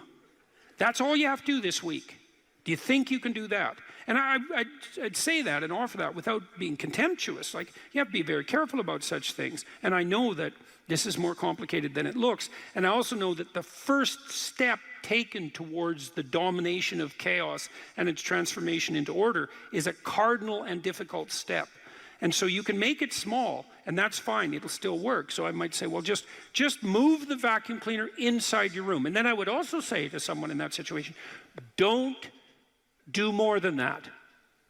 If the agreement that you've made with me and with yourself is that that's enough, abide by the contract that you've written with yourself, and allow yourself to be grateful for the fact that you had the courage to take even a single step forward. And don't push your bloody luck, because maybe you'll have a brief fit and vacuum the whole rug, and then you'll be so annoyed at how you've destabilized your entire life that you'll redouble your attempts to make a mess, and the place will be more like hell than ever for 2 months. It's very probable that that sort of thing will occur if you break the contract you've set with yourself. The upside of this is because you think, oh my God, that's so dismal, I have to start that low. It's like, yeah, probably, especially if it's a real difficult thing you're trying to sort out. You have to start as low as you are useless, and that's low. So, but the upside is that progress accelerates, it's not linear, and so if you take once you take the first step, the probability that you'll take a slightly larger second step increases, and that increases non-linearly. And so once you get the ball rolling, so to speak, once you start pushing the rock uphill, you can do it faster and faster. And so even if you have to start in a very humiliating manner, that doesn't mean that's where you'll end. One of the things that Tammy and I learned to do, and this was a consequence of me being trained as a behavior therapist, is, you know, we'll just take an example that maybe I was trying to learn how to compliment her when she dressed nicely. And maybe the fact that I wasn't good at that was manifest in the fact that she'd put some effort into her dress and then I wouldn't respond in the appropriate manner, and that would dishearten her. And I don't particularly remember that exactly happening, but it'll be a perfectly reasonable example. And so then she would be displeased. And then the question would be, well, is she displeased because I'm too stupid to offer a proper compliment, or is she displeased because she's so needy and lacking confidence that she needs a compliment that would go beyond the ordinary? And the answer is, what the hell do we know? Could be one or the other or both. And so what's a possible solution to that? And one possible solution would be, okay, if you do put some effort into your appearance, or I do, we could reverse the situation, but if you put some effort into your appearance and you would like to hear from me exactly the words that would give you, that would reward you for doing that and provide you with the confidence to attempt it again in the future, what would those words be? You look good without a beard, dear. Thank you. You're welcome. Yeah.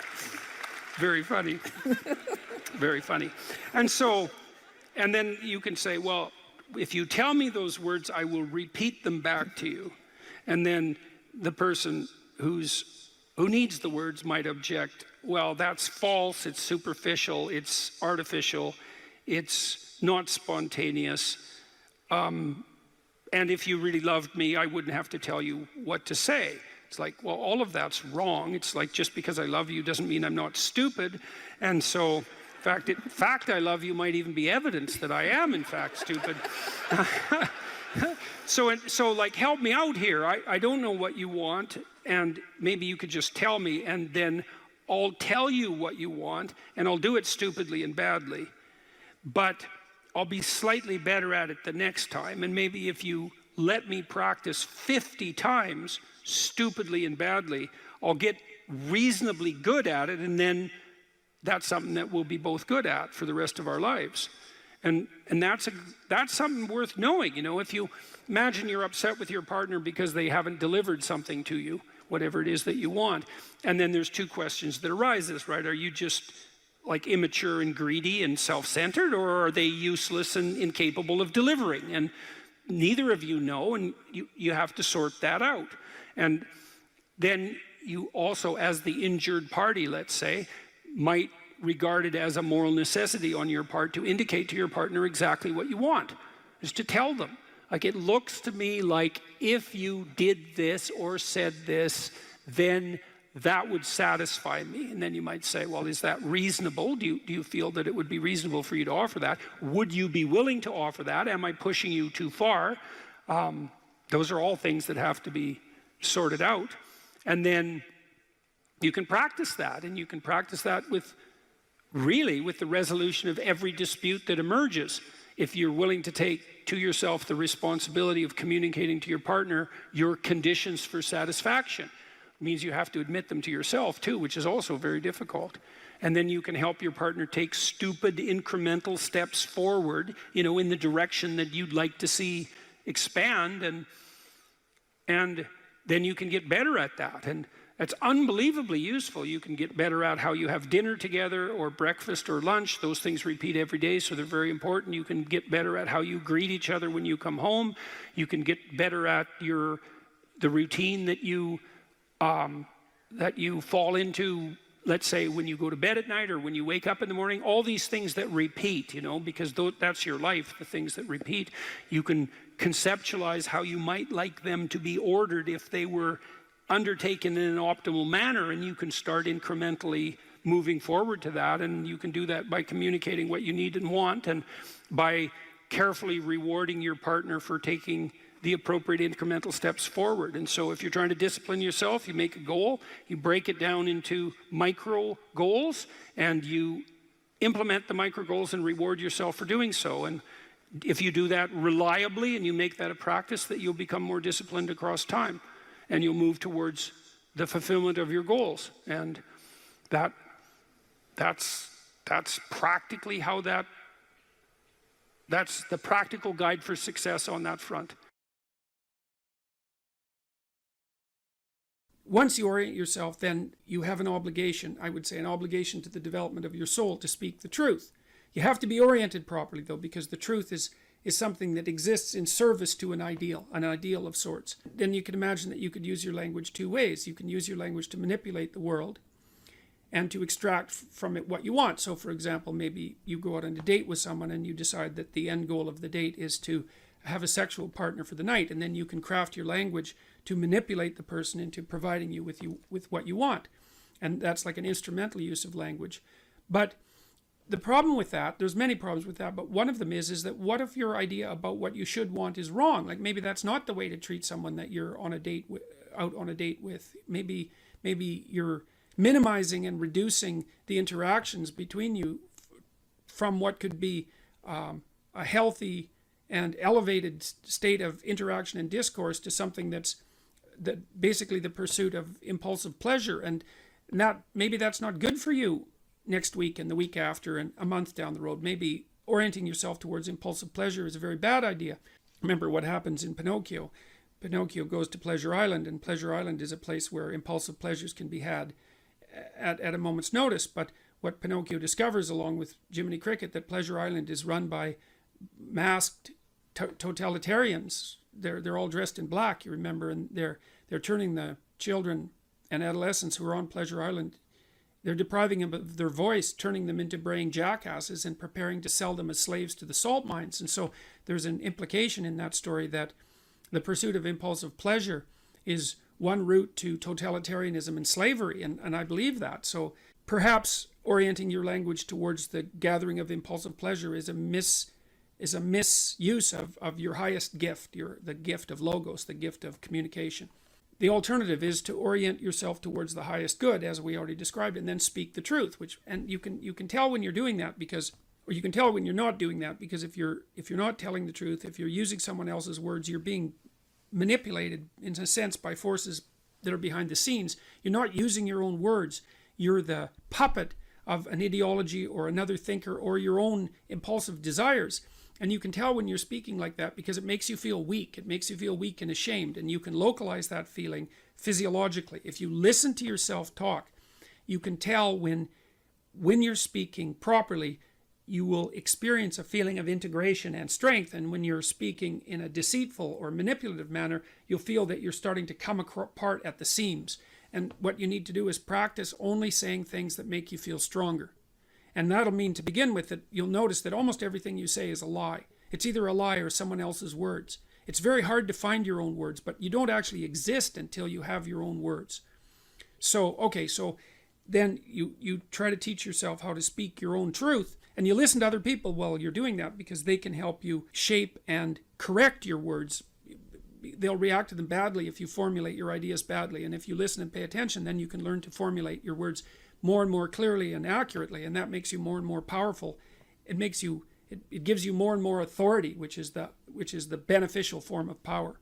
Okay, so you do that, and then you have to make a decision of faith, and that's basically, that you can either use your language to manipulate the world and make it do what you want, or you can use your language to try to articulate the truth as carefully as you possibly can, and then you can see what happens. You have to let go of your desire for the consequences that you want. You have to assume that if you speak the truth, the results are the best that is possible under the circumstances. And so it's an exciting way of living in some sense. It's like continually walking off a cliff because you don't know what's going to happen next if all you do is say what you think. You know, and maybe you're at work and you say what you think and you get fired and you think, oh my God, that's a terrible catastrophe. But maybe it's not, because maybe if you're working somewhere and you have to lie to maintain your job, maybe you shouldn't be there. Maybe it's deadening your soul and damaging you in some permanent manner and making you corrupt. And so you have to orient yourself. You have to speak the truth as carefully as you can. You have to listen to others so that you correct your speech. And then you have to allow the consequences that ensue to unfold as they will. That's the ultimate act of faith, I would say. And that's what you do if you belong to Truth University. All right, so more practically speaking, then you should educate yourself. And it's not that easy to do now because you have to find people who can actually tell you mostly what to read and maybe also how to write, because writing is a way of formulating your thoughts ever more precisely. That's why you go to university, to learn how to write. If you know how to write, you can think. If you can think and speak and communicate in writing, you're unbelievably powerful in the authority manner, because arguments move the world forward. And if your arguments are tight and well constructed and lucid and well edited and carefully thought through, and you have 5 rationales for everything that you're doing, which is what happens if you learn to write properly, then you're like a force of nature, man. No one can take you down. And that's one of the things that people aren't taught about why you go get educated, especially in the humanities. Humanities education, if it's real, organizes your psyche, grounds you, puts you on a rock, and makes you a force to contend with. But you have to read the right people. And those are the great, they're the great people of the past. In my list, they're the great men of the past, and that's just how it is. And so here's who I would recommend. I put reading lists up at jordanbpeterson.com. There's 2 of them. And the people that I recommend primarily they're books written by the following list of people: Fyodor Dostoevsky, Leo Tolstoy, who I think perhaps the greatest novelist the world has ever seen, Alexander Solzhenitsyn, another great Russian novelist. I don't know what it is about the Russians, but man, they produce writers that are incomparable. Alexander Solzhenitsyn wrote a book called The Gulag Archipelago, where he analyzed the Soviet prison camp system that arose after the Leninist revolution in the second decade of the 20th century. And details in absolutely precisely how the tenets of Marxism, the Marxist tenets that are supposed to free everyone and change the world, produced legislation that was absolutely murderous in its consequences. And Solzhenitsyn painstakingly traces the logical pathway from the original Marxist principles to the legislation, to the genocides. Because you'll hear people who are basically Marxists say things like, well, true Marxism never existed. And Solzhenitsyn took that argument apart in the mid-70s, and the Gulag Archipelago was an intellectual bomb. It demolished any credibility that Marxism had to intellectual respectability. You have to read the book. The book is about the central issue in our culture at the moment. If you don't read it, you're not informed. You can't participate in the debate except as a puppet. And so I wouldn't recommend participating in this debate as a puppet, because you don't know who's behind the scenes pulling the strings. If you remember the Pinocchio story, the forces that were pulling the strings were not forces that were acting in Pinocchio's best interest, that's for sure. George Orwell, English essayist, incomparable commentator on socialist totalitarianism, even though he was a left-winger and a brilliant one. Aldous Huxley, who wrote Brave New World, had some very brilliant things to say about the potential demolition of sexual choice, of sexual partner as a part of a dystopian future. Friedrich Nietzsche, a philosopher who described himself as someone who thought with a hammer. And Nietzsche is a very, very dangerous person and an absolutely brilliant writer. And Carl Jung, who was a student of Nietzsche, and Nietzsche was the philosopher who announced the death of God back in the late 1800s. And Jung spent his whole life attempting to revivify God. That's one way of thinking about it. And so if you educate yourself, and this is a really good place to start, if you read these authors, then you'll know what else to read. If you read these authors, it'll take you a good long time, and it will be very, very hard on you, and you won't be the same person when you come out, and that's very frightening. And because being torn down and rebuilt is no joke, but it beats the hell out of the alternative, which is just to stagnate and stay a stagnant infant, which is not something I recommend. There's nothing uglier than a stagnant 40-year-old infant. And so here's the opposite tack, if you want to do this. So imagine that you're a man who's managed to attract a mate and he believes he's punched above his weight. So this woman is more attractive, let's say, more vivacious, more desirable than he deserves. So that's going to grate on his soul a fair bit, right? Partly because her shining casts a dim light on his lack of utility, let's say. And so you can imagine someone like that being prone to jealousy for obvious reasons. And so the best tact to manage in a situation like that, if you're that man, is to wait till your wife dresses herself up in a particularly attractive manner, and then either fail to notice by occupying yourself with something trivial while she's attempting to gain your attention, or by criticizing her directly for what she's just managed to do. And if you do that 50 times, let's say, you can be sure that she'll never reveal her attractiveness to anyone else for the rest of her life, including you, and you'll get exactly what you deserved. So that's the opposite of watching people carefully. Now, I learned this in part from Skinner, B.F. Skinner, the famous animal behaviorist, because he used all sorts of reinforcement contingencies to shape animal behavior. And Skinner was unbelievably good at this. He trained pigeons in World War II to guide missiles by pecking at photographs. So they could map the photographs onto the missile trajectory, viewing the territory underneath, and peck accurately enough to guide the missile to its destination. That was discontinued as the technology for guided missiles developed, but Skinner could do that. And, you know, we think pigeons, well, they're not that bright. It's like, they're smarter than you think, pigeons. That's why they can live in cities. That's not easy for a bird to pull off, you know. It's not their natural habitat. And so, but Skinner, although he would use punishment, technically speaking, which is the application of a certain amount of pain, or threat, which is the use of anxiety, but what he believed was most effective was reward. But it required a tremendous amount of attention. So, for example, if Skinner was trying to train a rat to climb up a little ladder and then across the ladder and then maybe do a pirouette and come down, which he could do with no problem, he'd wait, he'd just watch the rat, and then when it got close to the ladder, he'd give it a food pellet. Now, his rats were starved, by the way, down to 3/4 of their normal body weight, so they were pretty eager to work for food. It's not something you necessarily saw in the methodology section of the papers, but, and that's not a critique of Skinner, it's just an indication of how simplification takes place in laboratory experiments. But in any case, he'd wait for the rat to get near the ladder and give it a food pellet. And soon the rat would be hanging around the ladder quite a lot. And then now and then, just more or less randomly, the rat would put a paw up on the ladder. Food pellet. Well, then the rat would hang around the bottom of the ladder with paw up. Well, if he did that continually, through observation, he could get the rat to do pretty much anything that you could imagine a rat could do, and then maybe some things you couldn't imagine. And this isn't a manipulative technique, by the way, although it can be used that way. It's not effective unless you do it with a certain degree of wisdom. You want to think, well, what do you want in your house? How about peace, tranquility, happiness, and humor? Something like that.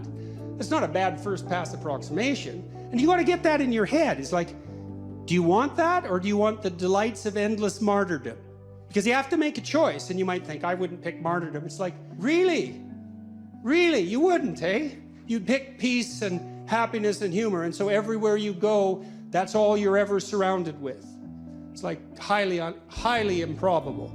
So don't be so sure you're aiming up. But if you can orient yourself in that direction, and carefully, and knowing full well what the hellish alternative is, because you need to know that, then you can watch and see, well, when is this manifesting itself in the people around me? And then you can tell them in detail, I noticed today we're having a discussion at dinner, you know, and you made a spectacularly witty remark right at the right time, and it was provocative but not annoying, and so good work. And then the kid thinks, oh my God, you noticed it.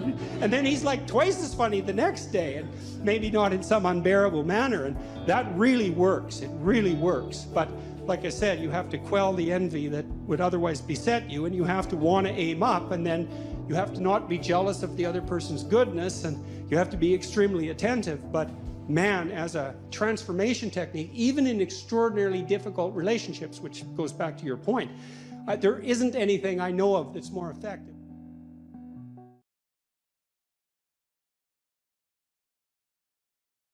Regulate your habits. try to get up at approximately the same time each morning. I would recommend that you get up approximately when other people get up. So that would be something in the neighborhood of 7:30 or 8 in the morning, perhaps earlier, perhaps a little bit later, but you want to stabilize that because your circadian rhythms operate more, fluidly, and your mood is likely to be regulated better if there's islands of stability in your daily routines. Human beings like daily routines, just like dogs like daily routines. And so regulate your sleep. I would say when you get up in the morning, eat breakfast. That's a really important thing to do. I can't tell you how many people I've treated in my clinical practice whose proclivity for emotional instability and depression, anxiety, general hopelessness, emotional pain and gloom and doom, as well as capacity to concentrate, were properly regulated or inhibited or reduced by merely ensuring that they ate a protein and fat rich breakfast relatively soon after they wake up. And that's especially true if they're stressed. And as it turns out that if you stress yourself after a fast, which is of course what you've undertaken if you haven't eaten since the night before, that your body produces enough insulin to deplete the sugar in your blood. And then it's very difficult for you to become regulated properly with regards to your metabolism until you sleep again. And so it can be regulating your sleep, and your breakfast eating habits in particular can be a very effective way of regulating your mood and increasing your capacity to concentrate. The other thing I would say is that scheduling your time is also extraordinarily useful. And so I can tell you a little bit about how to use schedules effectively. You should develop a long-term plan. So you have to set up your long-term vision. And then I would say once you set up that vision so that you know how to orient yourself, then you should start designing your days. And you can do that very effectively with a calendar like Google Calendar. Many people say, well, I hate using a schedule or I hate using a calendar.